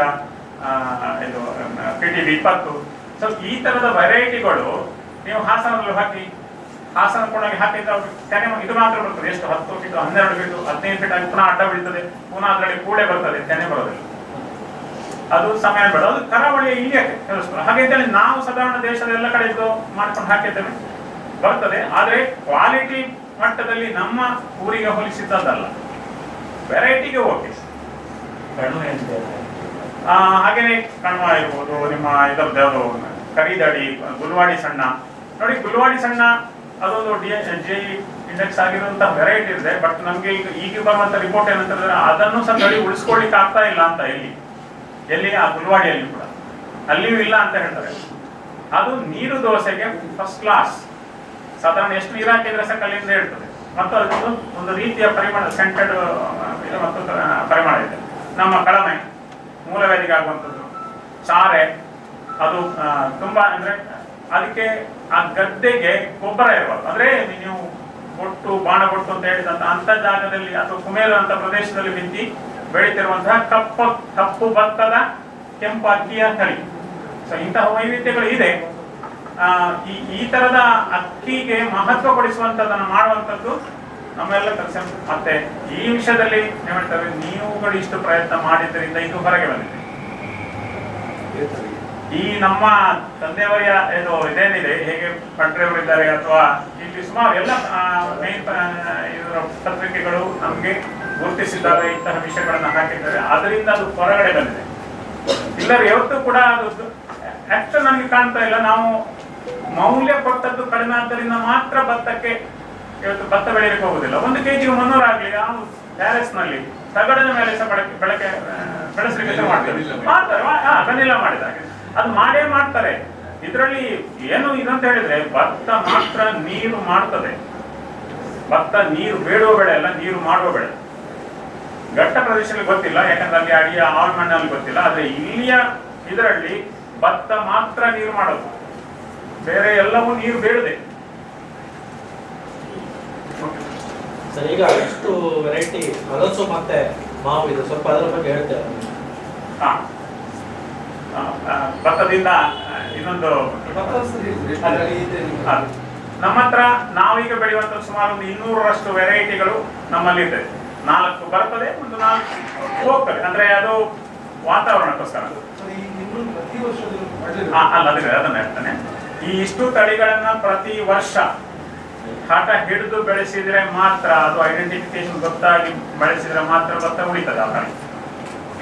ನಾವು ನಮಗೆ ರನ್ನಿಂಗ್ ಇರುವ ನಿರಂತರದ ಇದರಲ್ಲಿರುವಂತಹ ವೆರೈಟಿಗಳನ್ನು ಸ್ವಲ್ಪ ಜಾಸ್ತಿ ಏರಿಯಾದಲ್ಲಿ ಮಾಡ್ತೇವೆ. ಬಾಕಿದಲ್ಲಿ ಒಂದು ಗದ್ದೆಯಲ್ಲಿ 75 ವೆರೈಟಿಯನ್ನು ಮಾಡ್ತೇವೆ. ಕ್ರಾಸ್ ಪಾಲಿನೇಷನ್ ಆಗುದಿಲ್ಲ, ಅದರದ್ದು ಐಡೆಂಟಿಫಿಕೇಶನ್ ಇಟ್ಟುಕೊಂಡು ಅದಕ್ಕೆ ಒಂದು ಕೋಲು ಕುಟ್ಟಿ, ಅಂದ್ರೆ ಈಗ ಹಳೆಯದು ಇದರಲ್ಲೇ ಈಗ ಹೊಸ ಯಾವ ತಂತ್ರಜ್ಞಾನಗಳನ್ನು ನಾವು ಯೂಸ್ ಮಾಡಬಹುದು. ಆದ್ರೆ ನಮಗೆ ಅಷ್ಟು ಪೇಷನ್ಸ್ ಇಲ್ಲ, ಅಂತಹ ತಂತ್ರಗಳು ಕೈಗಳಿಗೆ ಕೂಡ ಸಿಕ್ಕುದೂ ಇಲ್ಲ. ಅದು ನೆನಪಾಗುವಾಗ ನಮ್ಮ ಹತ್ರ ಅದೇ ಬಿಲ್ಲೇ ಇರೋದು ಯಾವುದು, ಅದು ಬಿಸಿಲಿಗೆ ಹೊಡೆದು ಚೂರಾಗಿ ಹೋಗ್ತದೆ. ಆದ್ರೆ ಒಳ್ಳೆ ಸ್ಲಿಪ್ ಕೊಡೋ ಬ್ಯಾಂಕಿನಲ್ಲಿ ಕೌಂಟರ್ ಕೊಡುವಂತಹ ಸ್ಲಿಪ್ ಇದ್ರೆ ನಾವು ಚಂದ ಇನ್ನೂ ಸಹ ಅದನ್ನು ಎಲ್ಲರಿಗೆ ಕಾಣುವ ಹಾಗೆ ಒಂದು ಸ್ಲಿಪ್ ಹಾಕಿ ನೋಡ್ಬೋದು. ಯಾಕಂತ ಹೇಳಿದ್ರೆ ಸಾಧಾರಣ ಒಂದು ಅಕ್ಟೋಬರ್ ಅಂದ್ರೆ September end October first week ಅಲ್ಲಿ ಬಂದ್ರೆ ನಮ್ದು ಇಷ್ಟು 140 ವೆರೈಟಿಗಳು ತಾನೆ ಬಂದು ಬೇರೆ ಬೇರೆ ಕಲರು, ಬೇರೆ ಬೇರೆ ಹೈಟು, ಇದನ್ನೆಲ್ಲ ಹೊರಗೆ ಹಾಕ್ತದೆ. ಇದು ಈ ಇಷ್ಟು ವೆರೈಟಿಗಳನ್ನ ಪ್ರತಿ ವರ್ಷ ಟೈಮಿಗೆ ಅನುಸಾರವಾಗಿ ಹಾಕಿದ್ರೆ ಮಾತ್ರ ಆ ಬೀಜ ಉಳಿತದೆ. ಅದನ್ನು ಬೀಜ ಮಾಡುವ ಪ್ರಕ್ರಿಯೆ ಅದು ತಂದೆ ಅಂತವರೊಬ್ಬರಿಗೆ ಅವರು ನಿರ್ವಹಣೆ ಮಾಡ್ತಿದ್ದಾರೆ, ತಂಗಿಯೊಬ್ರು ನನಗೆ ಸಪೋರ್ಟ್ ಕೊಡ್ತಿದ್ದಾರೆ. ಹಾಗೆ ಅಲ್ಲ, ಇದನ್ನು ಬೇರೆ ಇದರಲ್ಲಿ ದೇಶ ಇದ್ರೆ ಎಲ್ಲರೂ ಮಾಡ್ಲಿಕ್ಕೆ ಆಗ್ತದೆ. ಆದ್ರೆ ಅಂತಹ ಇದಿಲ್ಲ. ಅದನ್ನು ಬಿಸಿಲು ನೆರಳು ಮಾಡಿ ಅದನ್ನು ಗಟ್ಟಿಗೊಳಿಸಬೇಕು, ಮತ್ತೆ ಕ್ಲೀನ್ ಮಾಡಿ ಪೇಪರ್ಲಿ ಕಟ್ಟಿ ಒಳಗಡೆ ಇಟ್ಟು 8 ತಿಂಗಳ ನಂತರ ಸರಿಯಾದ ಟೈಮಿಗೆ ಸರಿಯಾದನ್ನು ಹೊರಗೆ ತೆಗಿಬೇಕು. ಸೆಗಣಿ ನೀರು ಕೆಲವು ಟೈಮ್ನಲ್ಲಿ ಕೊಡಬೇಕು, ಇಲ್ಲ ಬರ್ಕೋಟೆ ಅಂತ ಹೇಳ್ತೇವೆ ನಮ್ಮಲ್ಲಿ. ಬರ್ಕೋಟೆ ಹಾಕಿದ್ರು ಕೂಡ ಅದು ಮೊಳಕೆ ಹೋಗ್ತದೆ. 95% ಅದು ಜರ್ಮಿನೇಷನ್ ಆಗ್ತದೆ. ಅಕಸ್ಮಾತ್ 1-2 ವೆರೈಟಿಗಳು ಸ್ವಲ್ಪ ಇಟ್ಟಾಗ ಹೊರಟು ಹೋಗುವಂಥದ್ದು ಇದೆ. ಅಂಥದ್ದು 1-2 ವೆರೈಟಿಗಳನ್ನು ಕಲ್ಕೊಂಡಿದೆ. ನಾವು ಫರ್ಟಿಲೈಸರೇ ಬೇಕು ಅಂತ ಹೇಳುವಂತಹ IR8 ಕೂಡ ನಮ್ಮಲ್ಲಿ 35 ವರ್ಷದಿಂದ ಇತ್ತು. ಆ ಲ್ಯಾಂಡ್ ಸ್ಲೈಡ್ ಆದ ವರ್ಷ ಬರೋ ವರ್ಷ ಅದು ಇದಕ್ಕೆ ಆಗದೆ ಆ ವೆರೈಟಿಯನ್ನು ಕಳ್ಕೊಂಡು, ಆದ್ರೆ ಫರ್ಟಿಲೈಸರ್ ಇಲ್ಲದೆ ಅದು 30 ವರ್ಷ ಲೈಫ್ ಮಾಡಿದೆ. ಅಷ್ಟೇ ಈಲ್ಡ್ ಬರ್ತದಂತಲ್ಲ. ಆದ್ರೆ IR8 ವೆರೈಟಿ ಅದು ಅದಕ್ಕೊಂದು ಗುಣಲಕ್ಷಣ ಇದೆ, ಅದನ್ನ ಕಾಪಾಡಿಕೊಂಡು ಬಂದಿದೆ. ಇನ್ನು ಸರ್ ಹೇಳಿದ ಮಾವು ಹಲಸು ನೋಡಿ, ಇದು ವೈವಿಧ್ಯದ ಊರು. ಅದು ಪಶ್ಚಿಮ ಘಟ್ಟಗಳ ನಾವು ಬುಡದಲ್ಲಿ ಇರೋದು.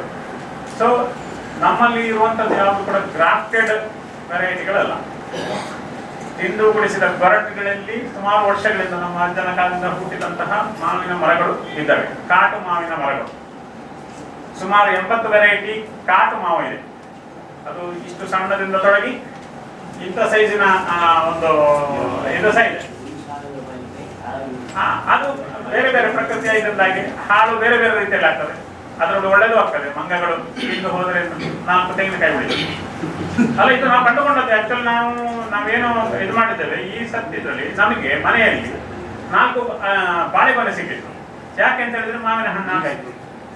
ಇಲ್ಲ ನಮಗೆ ಕುಂಡಿಗೆ ಮಾತ್ರ ಎಷ್ಟು ಬಾಳೆ ಇದಾಗತ್ತಲ್ಲ, ಬರೀ ಅದರ ಕೂಂಬೆ ನಮಗೆ ಪದಾರ್ಥಕ್ಕೆ ಚಟ್ಟಪಟಕ್ಕೆ ಸಿಗ್ತದೆ. ಇದು ಇನ್ನು ಹಲಸಿನ ವೈವಿಧ್ಯಗಳು ಈಗ ಸುಮಾರು 50 ವೆರೈಟಿಗಳನ್ನು ನಾವು ಅಂದ್ರೆ 50 ವೆರೈಟಿಗಳು ಇದೆ. ನರ ತುಳುವ ಒಳ್ಳೆ ಬರಿಕೆ, ಅದು ಹಪ್ಪಳ ಕಾಯಿಸುವಂಥದ್ದು, ಉಪ್ಪು ಸೊಳೆಗೆ ಆಗುವಂಥದ್ದು, ಇದೆಲ್ಲ ತುಂಬಾ ವರ್ಷದಿಂದ. ಉಪ್ಪು ಸೊಳೆ ಒಂದು ವೆರೈಟಿಗೆ ಸುಮಾರು ಒಂದು 300 ವರ್ಷ ಆಗಿರ್ಬೋದು ಹಲಸಿನ ಮರಕ್ಕೆ. ಮೊದಲೆಲ್ಲ ಅದು ಇಷ್ಟು ಎತ್ತರ ಅಂದ್ರೆ 42 kg ಇದಾಗ್ತಿತ್ತು, ಅಷ್ಟರಲ್ಲಿ ಎತ್ತಿತ್ತು ಅಂತಹ ಅದು ಸೊಳೆ. ಅದು ಈಗ ಆಟಿ ತಿಂಗಳಿಗೆ ಆಗುವಾಗ ಅದು ಕರೀಲಿಕ್ಕೆ ಬರುವಂಥದ್ದು. ಇದು ಅದನ್ನು ಉಪ್ಪು ಸೊಳೆಗೆ ಹಾಕಿಟ್ರೆ ಒಳ್ಳೆ ಉಂಡ್ಲಗ ಆಗ್ತದೆ. ಅದನ್ನು ಕುಂಡ್ಲಗ ಅಂತ ಹೇಳಿದ್ರೆ ಅದೇ ನಾವು ಶಬ್ದ ಕೆಲವು ಅರ್ಥ ಆಗದೇ ಇರ್ತದೆ. ಅಂತಹ ವೆರೈಟಿಗಳಿದೆ. ಇನ್ನು ಅದೇ ಆಗ ಹೇಳಿದಾಗ ಹಪ್ಪಳಕ್ಕೆ ಒಳ್ಳೆ ಗಟ್ಟಿ ಕೆಲವು ವೆರೈಟಿಗಳಿಗೆ ಹೇಗಿದೆ ಅಂತ ಹೇಳಿದ್ರೆ ಅದರಲ್ಲಿ ಹುಳಿ ಸಿಹಿ 2 ಇದೆ. ಈ ಸೆಕೆಂಡ್ 2 ವೆರೈಟಿಗಳನ್ನ ವಿಶ್ವವಿದ್ಯಾಲಯ ಶಿವಮೊಗ್ಗದವರು ಸಹ ಒಂದು ಮಾದರಿ ಮಾಡಿ ತಗೊಂಡು ಹೋಗಿದ್ದಾರೆ, ನೋಡ್ಬೇಕು. ಆದ್ರೆ ಇದೇನಂತ ಹೇಳಿದ್ರೆ ನಮಗೆ ವೈವಿಧ್ಯ ಇದೆ. ಒಂದು ಎರಡು ಕಾರಣ ನೀವು ಅದಕ್ಕೆ ಕೊಡ್ಬೋದು. ಜಾಗದಲ್ಲಿ ನಟ್ಟಿದ್ದೇವೆ, ನಿರ್ವಹಣೆ ಆಗಲಿಲ್ಲ, ಆ ವೆರೈಟಿ ಅದು ಇದೆ ಅಂತ ಹೇಳ್ಬೋದು. ಎರಡನೇದು ಅದು ಕಡಿಲಿಕ್ಕೆ ಮನಸ್ಸಿಲ್ಲ, ಇರಲಿ ಅದು. ಈಗ ಏನಿದೆ ಹೆಚ್ಚಿನವ್ರದ್ದು ಪ್ರಕ್ರಿಯೆ ಅದೆಲ್ಲ, ಅದಕ್ಕೆ 4 ಅಡಿಕೆ ಗಿಡ ಹಾಕಿದ್ರೆ ಹೆಚ್ಚು ಈಲ್ಡ್ ಬರ್ತಲ್ಲ ಅಂತ ಆ ಪ್ರಕ್ರಿಯೆ. ಅದಕ್ಕಿಂತ ಸ್ವಲ್ಪ ನಮ್ದು ಭಿನ್ನ ಇದೆ, ಅಷ್ಟಕ್ಕೆ ಅದು ಇದೆ. ಈ ಹಲಸು ಮಾವು ಫುಲ್ ಲೋಕಲ್ ಅಥವಾ ಬೇರೆ ರೀಜನ್ಸ್ ಇದೆ? ಅಲ್ಲ, ನಮ್ಮಲ್ಲಿ ಈಗ ಇರುವಂತಹ ಎಲ್ಲ ವೈವಿಧ್ಯಗಳು ನಮ್ಮ ಊರಿನ ಲೋಕಲ್ಗಳು. ಅದರಲ್ಲೂ 2 ಮರಗಳೆಲ್ಲ ಹೋಯ್ತು, ಅಂದ್ರೆ ಅದಕ್ಕೆ ಮಾಡ್ಲಿಕ್ಕಾಗಿಲ್ಲ. ನರ ತುಳು ಮೋಸ್ಟ್ಲಿ ನಮ್ಮ ಹತ್ರ ಈಗ ಇಲ್ಲ, 2 ವೆರೈಟಿ ಅಂತ. ತುಳು ಅಂತ ಹೇಳಿದ್ರೆ ಅದೇ ತುಳುವ ಕಲಕಾಯಿ ಅಂತ ಹೇಳ್ತಾರೆ. ಆದ್ರೆ ನರ ತುಳು ಅಂತ ಹೇಳಿದ್ರೆ ಅರ್ಧ ತುಳು ಅರ್ಧ ಇದು ಗಟ್ಟಿ, ಆ ತರದ ವೆರೈಟಿಗಳಿದೆ. ಇನ್ನು ದೀರ್ಘ ಅವರಿಗೆ ಫೆಬ್ರವರಿಗೆ ಬರುವಂತದ್ದು ಇರ್ತದೆ. ಮಾರ್ಚ್, ಏಪ್ರಿಲ್, ಮೇ, ಜೂನ್, ಸಾಧಾರಣ ಜುಲೈ ಆಗಸ್ಟ್ ತನಕ ಆಟಿ ಕಲಕಾಯಿ ಅಂತ ಆ ಥರದಲ್ಲಿ ಅಷ್ಟ ತನಕ ಇರ್ತದೆ. ರುದ್ರಾಕ್ಷಿ ನಮ್ಮ ಹತ್ರ ಇಲ್ಲ, ಆದ್ರೆ ಪಕ್ಕದ ಊರಲ್ಲಿ ಇದೆ. ಅಂದ್ರೆ ಈ ತರದ ಆ ವೈವಿಧ್ಯನ ಗುರುತಿಸಿ ಏನು ಇದಂಥದ್ದು ಇದು ಮಾಡುವಂಥದ್ದು ಆಗ್ಬೇಕಾಗಿ. ಕಾಟು ಮಾವು ಹಾಗೇನೆ, ಅದು ಮಾವಿನಕಾಯಿಗೆ ಅದು ಭಿನ್ನ ಭಿನ್ನ ರುಚಿದಿದೆ. ಅದೇ ಅಂದ್ರೆ ಕಲ್ಪನೆ ಅಂದ್ರೆ ಮೇ ತಿಂಗಳಲ್ಲಿ ಅದಕ್ಕೋಸ್ಕರ ಟೆಸ್ಟ್ ಮಾಡಿದ್ರು 4 ವೆರೈಟಿ 10 ಸಹ ಗುರುತಿಸಿ ಹಾಕಿದ್ದಾರೆ. ಅದ್ರಲ್ಲಿ ಸಾಗಿದೆ ಸೊನೆ ಬೇರೆದ್ದು, ಬೇರೆ ಬೇರೆ ಪಣಿ ಮಾಡಿದ್ದದ್ದು. ಅಷ್ಟು ಒಂದು ಗಿಳಿ ಮಾವು ಅಂತ ಇದೆ ಇಲ್ಲಿ ಮಂಗಳೂರಿನಲ್ಲಿ ತಂದು ಅದನ್ನ, ಅಂದ್ರೆ ನಾವು ಅಲ್ಲಿ ತರಲಿಕ್ಕೆ ಆಗುದಿಲ್ಲ, ನಮ್ಗೆ ಅಷ್ಟು ಪೇಷನ್ಸ್ ಇಲ್ಲ ಇದಿಲ್ಲ. ಬಟ್ ತಗೊಂಡು ಬಂದವರಿಗೆ ಒಂದು ಮರದಿಂದ 10,000 ರೂಪಾಯಿಯ ಮಾವಿನಕಾಯಿ ಮಾಡಿದ್ದು ಇದೆ. ಅದೇ ಅವ್ರು ತಂದಿದ್ದಾರೆ, ಇಲ್ಲಿ ಮಾಡಿದ್ದಾರೆ, ನಮಗೆ ಅವರು ಕೊಟ್ಟಿದ್ದಾರೆ. ಅವರು ಸ್ವಲ್ಪ ಜಾಸ್ತಿ ಮಾಡಿರ್ಬೋದು, ಆದ್ರೆ ನಮ್ಗೆ ಅಷ್ಟು ದುಡ್ಡು ಕೊಟ್ಟಿದ್ದಾರೆ. ಇನ್ನು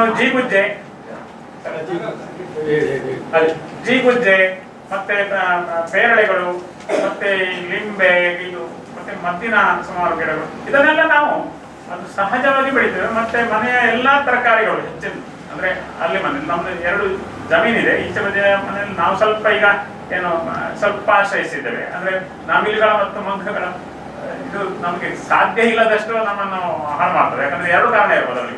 ಪುನಃ ಅದಕ್ಕೆ ಒಳ್ಳೆ ರುಚಿದ್ದು ಸಿಗ್ತದೆ ಅಂತ. ಯಾಕಂದ್ರೆ ಪಪ್ಪಾಯಲ್ಲಿ ಎಲೆಯೂ ಬಿಡುದಿಲ್ಲ, ಎಲೆಯೇ ಬಿಡದೆ ಅವುಗಳು ತಿಂದುಕೊಂಡು ಹೋಗ್ತವೆ. ಅವುಗಳಿಗೆ ಗೊತ್ತಿರಬೇಕು ಡೆಂಗು ಬಂದ್ರೆ ಇದೇ ಮದ್ದು ಅಂತ.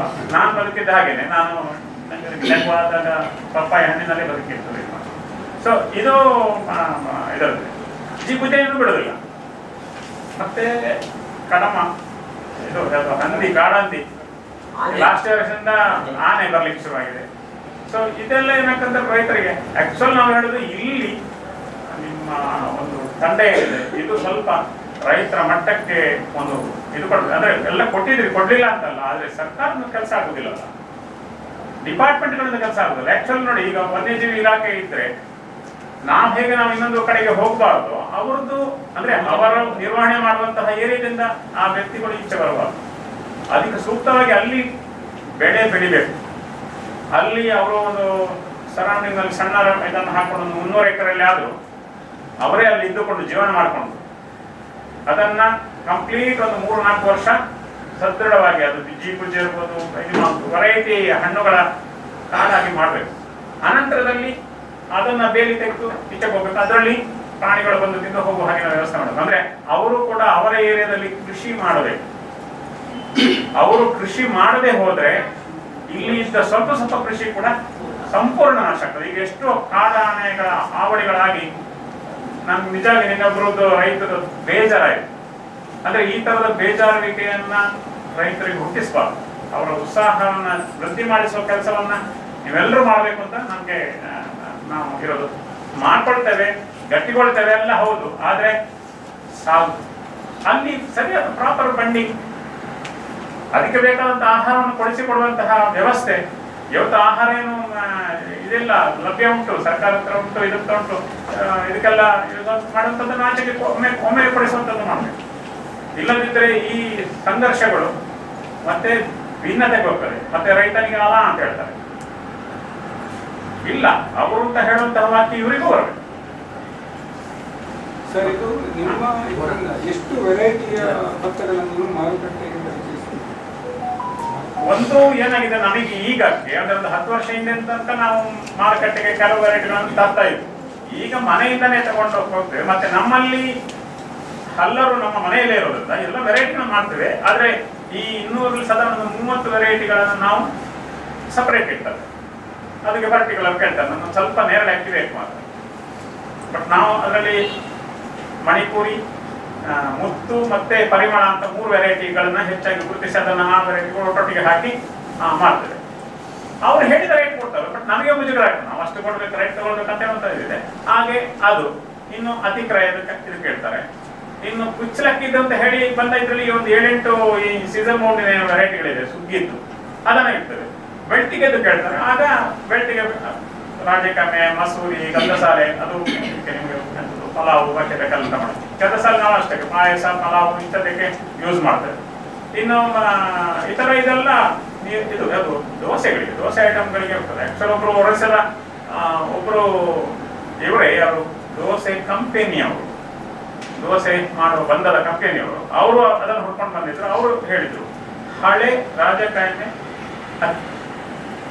ಟಾಪ್ 1 ದೋಸೆ ಬಂದ ಆಗ್ತದೆ, ಎಷ್ಟು ಇದ್ರು ಮಾಡಿಸಿ ಕೊಡಿ, ನಾವು ನಿಮ್ಮ ಗ್ರಾಹಕ, ನೀವು ಹೇಳಿದ ರೇಟ್ ಕೊಡ್ತೇವೆ. ನಮಗೆ ಅದನ್ನ ನಮಗೆ ಇಷ್ಟು ವೆರೈಟಿಗಳನ್ನ ನೋಡಿ ನಮ್ಮ ದಿವಸಗಳಲ್ಲೇ ನಮಗೆ ಸಾಕಾಗ್ತದೆ. ಬಟ್ ಯಾರಾದ್ರೂ ಒಬ್ರು ಯಂಗ್ಸ್ಟರ್ಸ್ಗಳು ಇವರು ಬಂದ್ರೆ, ಮತ್ತೆ ಭತ್ತ ತುಂಬಾ ಸುಲಭದ ಬೆಳೆ, ನಿರಂತರ ನಿರ್ವಹಣೆ ಒಂದು ಅಗತ್ಯ ಇದೆ. ಇಲ್ಲದ್ರೆ ಭತ್ತ ನೀರಿನಲ್ಲೂ ಬರ್ತದೆ, ನೀರಿಲ್ಲದೆ ಚೆನ್ನಾಗಿ ಬರ್ತದೆ. ನೀರಿಲ್ಲದ ರಿಸಲ್ಟ್ ಅದಕ್ಕಿಂತ ಜಾಸ್ತಿ ಇದೆ. ಆದ್ರೆ ನೀರಿನಲ್ಲೂ ಬರ್ತದೆ, ಯಾಕಂತ ಹೇಳಿದ್ರೆ ನಮ್ಗೆಲ್ಲ ನೀರು ಬೇಕಾಗಿದೆ. ನೀವು BHEL ಅಲ್ಲಿ ಇಂಜಿನಿಯರ್ ಆಗಿದ್ದವರು, ಅದನ್ನು ಬಿಟ್ಟು ಕೃಷಿಗೆ ಬಂದ್ರೆ ರಿಗ್ರೆಟ್ಸ್ ಇದೆಯಾ, ಸಂತೋಷ ಇದೆ? ಸರ್, ನನಗೆ BSc ಬಿಟ್ಟದ್ದಕ್ಕೆ ನನಗೆ ತುಂಬಾ ಸಂತೋಷ ಇದೆ. ಕೆಲಸ ಮಾಡ್ಬೇಕಲ್ಲ, ಕಂಪನಿಯ ವಿಷಯದಲ್ಲ. ಆ ಬೆಂಗಳೂರು ಲೈಫ್ ಅಲ್ಲ ಸರ್. ಈಗ ಮಂಗಳೂರಿನಲ್ಲೇ ಅದೇ ತರದ ವಾತಾವರಣ, ಆ ಹೊಗೆಯ ವಾಸನೆಯಲ್ಲಿ, ಆ ಕ್ಲೋರಿನ್ ನೀರಿನಲ್ಲಿ ಜೀವನ ಮಾಡ್ಲಿಕ್ಕೆ ಆಗುದಿಲ್ಲ ನಮ್ಮಂತವರಿಗೆ. ಇಲ್ಲಿ ನಮ್ಗೆ ಅಂಗಿಯೂ ಬೇಕಂತಿಲ್ಲ. ನಾವು ಮನೆಯಲ್ಲಿ ಸಾಮಾನ್ಯ ಇದರಲ್ಲಿ ಸಾಮಾನ್ಯ ಗಾಳಿಯನ್ನು ಹೋಗ್ತೇವೆ, ನಮ್ಗೆ ಅಲ್ಲಿ ಈಚೆಗೆ ಬಂದ ಕೂಡಲೇ ಸ್ವಲ್ಪ ವಾಮಿಟಿಂಗ್ ಸೆನ್ಸೇಷನ್ ಎಲ್ಲ ಬರ್ತದೆ. ಯಾಕಂತ ಹೇಳಿದ್ರೆ ಅಷ್ಟು ಆಮ್ಲಜನಕ ಇಲ್ಲಿಯ ಗಾಳಿಯಲ್ಲಿ ಇಲ್ಲ ಅಂತ ನಮ್ಮ ಅನುಭವ. ಎರಡನೇದು, ಇಷ್ಟು ವೈವಿಧ್ಯ ಇದೆ, ಇಷ್ಟು ಜಂತು ಪರಿಚಯ ಇದೆ, ಇಷ್ಟು ವಿಷಯಗಳಾಯ್ತು. ನೀವು ಕೇಳಿದ ಇದು ಫಸ್ಟ್ ಪ್ರಶ್ನೆಗಳು ಕೇಳಿದ್ದೀರಿ, ಈ ಪ್ರಶ್ನೆ ನನಗೆ ಹೇಳೋದು. ಆದ್ರೆ ಆ ಸಂತೋಷ ನನಗಿದೆ. ಗದ್ದೆ ಉಳುಮೆ 25 ವರ್ಷ ಮಾಡಿದ್ದೇನೆ, 42 ಗದ್ದೆ ಇತ್ತು. ಆ ಗದ್ದೆಯಲ್ಲಿ ಒಳ್ಳೆ ಬೆಳೆ ಬರ್ತದೆ ಇಲ್ಲ ಅಂತೇಳಿ ನಮ್ಗೆ ಉಳುಮೆ ಮಾಡುವಾಗ ಗೊತ್ತಾಗ್ತದೆ. ಉಳುಮೆಯ ಸೆನ್ಸೇಷನ್ ನಮಗೆ ಆಗುವಾಗ, ಒಳ್ಳೆ ಅದು ಹೀಟ್ ಇದ್ರೆ, ಒಳ್ಳೆ ದೋಸೆ ಬಂದದ ಹಾಗೆ ನಮಗೆ ಕಂಡ್ರೆ ಅದರಲ್ಲಿ ಒಳ್ಳೆ ಈಲ್ಡ್ ಬರ್ತದೆ ಅಂತ ನಮ್ಗೆ ಆಗ್ತದೆ. ಅದು ಥಂಡಿ ಇದ್ದು ಚೌಳಿ ಆಗಿ ಗದ್ದೆ ಅದು ತಾಕತ್ತಿಲ್ಲ ಅಂತ ಗೊತ್ತಾಗ್ತದೆ. ಅದು ಒಂದೊಂದು ಎಂಥದ್ದು ನೀರಿನಲ್ಲಿ ಗಟ್ಟಿ ಅಂದ್ರೆ ಅದು ಕಲಡುದಿಲ್ಲ. ಕಲಡದ ನೀರಿದ್ರೆ ಅದರಲ್ಲಿ ಬೆಳೆ ಬರುದೇ ಇಲ್ಲ ಅಂತಲೇ. ಅದು ನೀರು ಅಕಸ್ಮಾತ್ ಬೇಸಿಗೆಯಲ್ಲಿ ಅಂದ್ರೆ ಇದರಲ್ಲಿ ಗದ್ದೆಯ ಒಂದು ಸ್ಟ್ರಕ್ಚರ್ ಏನಂತ ನಾನ್ ಕಂಡುಕೊಂಡದ್ದು, ಇದಕ್ಕೆ ವಾತಾವರಣವೇ ಮುಖ್ಯ ಕಾರಣ. ಬೇಸಿಗೆಯಲ್ಲಿ ಮಳೆ ಬಂದ್ರೆ ಫಸಲು ಕಮ್ಮಿ ಆಗ್ತದೆ. ಬೇಸಿಗೆಯಲ್ಲಿ ನಾವು ಅಂದ್ರೆ ಬಿಸಿಯಾಗಿದ್ದ ಬಾಡಿಗೆ ನಾವು ನೀರು ಬಿಟ್ಟು ಅದನ್ನು ಕಲಸಿದಾಗೆ ಮಾಡಿದ್ರೆ ಅದರಲ್ಲಿ ಆ ವರ್ಷಕ್ಕೆ ಬರೋದಿಲ್ಲ. ಆದ್ರೆ ಯಾವತ್ತು ಅದು ಹೀಟ್ ಆಗಿ, ಅದಕ್ಕೆ ರೋಹಿಣಿ ಕಾಯಬೇಕು ಅಂತ ಹೇಳ್ತಾರಲ್ಲ, ಕಾಯಬೇಕು ಅಂತ ಹೇಳಿದ್ರೆ ಹೀಟ್ ಆಗ್ಬೇಕು ಅಂತ, ರೋಹಿಣಿಯಲ್ಲಿ ಮಳೆ ಬರಬಾರ್ದು. ಆ ತರದಲ್ಲಿ ಆಗುವಾಗ ಅದಕ್ಕೊಂದು ಇದು ಬರ್ತದೆ. ಅದು ನಮಗೆ ಗೊತ್ತಾಗ್ತದೆ. ಅದು ನಿಮ್ಗೆ ಅಲ್ಲಿ ಹೆಜ್ಜೆ ಇಡುವಾಗಲೇ ಅದು ಆ ಮಣ್ಣು ಅದಂದ್ರೆ ಸೂಕ್ಷ್ಮ ಜೀವಿಗಳು ಜಾಸ್ತಿ ಆಗ್ತದೆ. ಮತ್ತೆ ಭತ್ತ ಅಂತ ಹೇಳಿಬೋದು, ನೀವು ಕೃಷಿ ಅಂತ ಹೇಳಿದ್ದು, ಎಷ್ಟು ಪ್ರಾಣಿಗಳಿಗೆ ಅದು ಜೀವನ ಕೊಡ್ತದೆ. ಏಡಿ, ಮೊರಟೆ ಮೀನುಗಳು ಅಥವಾ ಇತರ ಮುಗುಡು ಬಾಕಿದ್ದೆಲ್ಲ ಮೀನುಗಳು, ಅದೆಲ್ಲ ಅದರಲ್ಲೆಲ್ಲ ಜೀವನ ಮಾಡೋದು. ಅದನ್ನೆಲ್ಲ ನಾವು, ನನಗೆ ಗೊತ್ತಿದ್ದು, ನಾವು ಶಾಲೆಗೆ ಹೋಗುವ ನಮ್ಮ ಚಿಕ್ಕಪ್ಪನ ಒಂದು ಅಜ್ಜನ ಗದ್ದೆಗಳ ತುಂಬಾ ಏರಿಯಾ ಇತ್ತು, 20 ಎಕರೆ ಇತ್ತು. ಎಷ್ಟು ಆ ಕೊಂಬು ಕಪ್ಪುಗಳು ಸತ್ತು ಬಿದ್ದದ್ದು ಅಂತ ಗೊತ್ತಿಲ್ಲ. ಅದನ್ನು ತಿಂದ ಕೊಕ್ಕರೆಗಳು ಎಷ್ಟು ಹೋಗಿದ್ದು ಅಂತ ಗೊತ್ತಿಲ್ಲ. ಎಂಟ್ರೆಕ್ಸ್ ಆಗ ಶುರು ಮಾಡಿದ 77ನೇ ಇಸ್ವಿಯ ಅನುಭವ. ಅಲ್ಲಿ ಹೋಗ್ಲಿಕ್ಕೆ ಸಾಧ್ಯ ಅಲ್ಲ. ಇದು ಒಂದು 6-7 ವರ್ಷ ಒಳ್ಳೆ ಈಲ್ಡ್ ಕೊಡ್ತದೆ. ಮತ್ತೆ ಫರ್ಟಿಲೈಸರ್ ಹಾಕಿದ್ದು ಅದು ಗಟ್ಟಿ ಗೊತ್ತಾಗ್ತದೆ. ಹಾಗೇನೆ ಹೆವಿ ಮೆಷಿನ್ಸ್, ನಾವು ನೋಡಿ ಇಷ್ಟು ಇದಿದ್ರು ಕೂಡ ನಾವು ಟಿಲ್ಲರನ್ನು ಯೂಸ್ ಮಾಡ್ತೇವೆ. ಆದರೆ ಹೆವಿ ಮೆಷಿನ್ಸ್ ನಮ್ಮ ಗದ್ದೆಗಳಿಗೆ ಬರ್ಲಿಕ್ಕೆ ನಾವು ಅಷ್ಟು ಇಷ್ಟಪಡೋದಿಲ್ಲ. ಕಾಂಪ್ಯಾಕ್ಟ್ ಆಗ್ತದೆ, ಮಣ್ಣು ಕಾಂಪ್ಯಾಕ್ಟ್ ಆಗ್ತದೆ. ಮಣ್ಣು ಸ್ವಲ್ಪ ಏನು ಅದು ಬಂದದ ಹಾಗೆ ಇರಬೇಕು, ಸ್ಪಂಜನ್ ಹಾಗೆ ಇರಬೇಕು. ಅದರಲ್ಲಿ ಎರೆಹುಳಗಳ ಮೇಲೆ ಕೆಳಗಡೆ ಎಲ್ಲ ಭಾರಿ ಹೋಗ್ಬೇಕು. ಈ ದೊಡ್ಡ ಮೆಷಿನ್ಸ್ ಬಂದ ಹಾಗೇನೆ ಕೊಯ್ಲಿಕ್ಕೆಲ್ಲ ಸುಲಭ. ಹೌದು, ಅಷ್ಟು ಹೆವಿ ಮೆಷಿನ್ ಹೋದಾಗ ಅದು ಚೂರು ಪಸೆ ಇದ್ರೆ ಅದು ಅಂಟು ಮಣ್ಣು ಹಾಕಿದಾಗ ಆಗ್ತದೆ. ಮತ್ತೆ ನಿಮಗೆ 4 ವರ್ಷದ ನಂತರ ನಿಮ್ಗೆ ಉತ್ಸಾಹ ಹೊರಟೋಗ್ತದೆ, ಗದ್ದೆ ಮಾಡುವ ಉತ್ಸಾಹ ಹೊರಟೋಗ್ತದೆ. ಆದ್ದರಿಂದ ಇದನ್ನು ಹೇಳ್ತಾರೆ. ಮತ್ತೆ ಗದ್ದೆಯಲ್ಲಿ ಇರುವುದು ಇಷ್ಟು ಟಾಪ್ ಸಾಯಿಲ್. ಈ ಟಾಪ್ ಸಾಯಿಲ್ ಅನ್ನು ಉಳಿಸಿಕೊಳ್ಳುವುದು ನಮ್ಮ ಕೆಲಸ. ಅದರ ಅಡಿಯ ಮಣ್ಣು ಬೇಡ ಗದ್ದೆಗೆ. ಈ ಟಾಪ್ ಸಾಯಿಲ್ ಎಷ್ಟು 1000 ವರ್ಷಗಳಿಂದ ಪ್ರತಿ ವರ್ಷ ಹೀಗೆ ಉಳುಮೆ ಮಾಡಿ ಬಂದರು. ಈಗ ಸ್ವಲ್ಪ ಅದು ಹೀಗೆ ತಿರುಗ್ತದೆ. ಅದು ಅಡಿದ್ದು ಮಣ್ಣು ಮೇಲೆ ಬಂದ್ರೆ ಬರುವುದಿಲ್ಲ.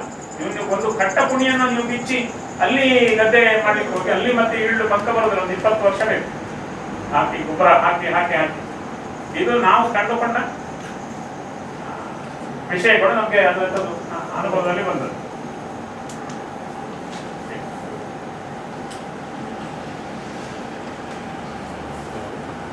ಮತ್ತೆ ತಂದೆಯವರು ಹಠವಾದಿ. ಅವರು ಇರುವವರಲ್ಲ, ಅವ್ರಿಗೆ ಅಂದ್ರೆ ಈ ಇದಕ್ಕೆ ತುಂಬಾ ಹಠ ಬೇಕು. ಇಷ್ಟು ವೆರೈಟಿಗಳನ್ನು ಹೀಗೆ ಮಾಡಿಕೊಂಡು ಕಾಪಾಡಿಕೊಂಡು ಕೊಯ್ಲಿಕ್ಕೆ ದನ ಬರಲಿಲ್ಲ. ಶುರುವೇ ಅದನ್ನು ಹೊಡೆದು ಮೂಲೆಯಲ್ಲಿ ಬೀಜ ಹಾಕಿ ಅದನ್ನು ಮಾಡುವಂಥದ್ದು ಕೆಲಸವೇ. ಆ ಕೆಲಸದಲ್ಲಿ ನಿಲ್ಲಲಿಕ್ಕೆ ಅವ್ರು ಮಾಡಲಿಲ್ಲ. ತೂಕ 42 kg ಇರುವುದು. 42 kg ಮುಡಿಯನ್ನು ಅವರು 4 ವರ್ಷ ಹಿಂದೆ ತನಕ ಅರ್ಧ ಗಂಟೆ ಹೊತ್ಕೊಂಡು ತಿರುಗ್ತಿದ್ರು. ನಮಗೆ 65 kg ತೂಕದವರೆಗೆ ಆಗ್ತದೆ ಅವ್ರ ತಾಕತ್ತು. ಈಗ ಸಹ ನೋಡಿ ಅವ್ರ ಕೈ ಗಂಟು ಇದೆಲ್ಲ ನೋಡಿದ್ರೆ ಕಬ್ಬಿಣದ ನೋಡಿದ್ರೆ ಹಾಗೆ. ನಮ್ಗೆ ಅವ್ರಿಗೆ 22 ವರ್ಷದ ವ್ಯತ್ಯಾಸ. ಅದೇ ಸಾಮರ್ಥ್ಯ ಬಂದಿದ್ದಾರೆ ಈಗಲೂ. ಅಂದ್ರೆ ಅವ್ರಿಗೆ ಈ ಕಡೆ ಪೇಟೆಗೆ ಬಂದ್ರೆ ಅವ್ರು ಸ್ವಲ್ಪ ಎಂತದ್ದು ಅವ್ರಿಗೆ ಅಂದ್ರೆ ಇದು ಅವ್ರಿಗಂದ್ರೆ ಬೇರೆ ಫುಡ್ ಆಗುದು. ಮನೆಯದ್ದು ಗಂಜಿ ನೀರು ಆ ಥರದ್ದು ಕೊಡ್ತೇವೆ. ಅಲ್ಲಿ ಇದ್ರೆ ಒಳ್ಳೆ ಯುವಕನಾಗೆ ಇರ್ತದೆ. ಇವನ ನಡಿಗೆಯಲ್ಲಿ ಸಾಮಾನ್ಯವಾಗಿ ಇದು ಮಾಡ್ಲಿಕ್ಕೆ ಸಾಧ್ಯ ಇಲ್ಲ. ಅವರು ಯಾವುದು ಬೀಟ್ ಮಾಡ್ಲಿಕ್ಕೆ ಅಂದ್ರೆ ಅವ್ರು ನಡಿಗೆ ಫಾಸ್ಟ್. ಬರೀ ಇದರಲ್ಲಿರ್ತಾರೆ. ಮುಳ್ಳಿನ ನೀವು ಬೆದರು ಮುಳ್ಳು ಇದರಲ್ಲೆಲ್ಲ ಹೋಗುವಂಥದ್ದು ಕಾಮನ್. ಆದ್ರೆ ನಮಗೆ ಇದು ನನಗೆ ಅನುಭವ ಬಂದದ್ದು ಬೆಂಗಳೂರಿಂದ ಬಂದ ಮೇಲೆ ನೆಲಕ್ಕೆ ಕಾಲಿಡ್ಲಿಕ್ಕೆ ಅದು ಚಪ್ಪಲ್ ಬೇಕು.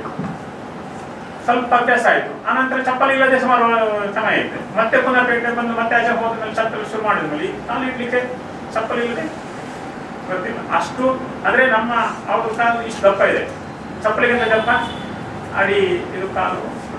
ಇದು ನಮ್ಮ ರೋಗ ನಿರೋಧಕ ಅಂತ ಹೇಳಿ ಅಥವಾ ಅಂತ ಹೇಳಿ ಓಕೆ, ಧನ್ಯವಾದಗಳು ಸರ್. ಇಷ್ಟ ತನಕ ಭತ್ತ ಕೃಷಿ ಮತ್ತು ಅದರ ಮಹತ್ವ, ಯಾಕಾಗಿ ನಾವು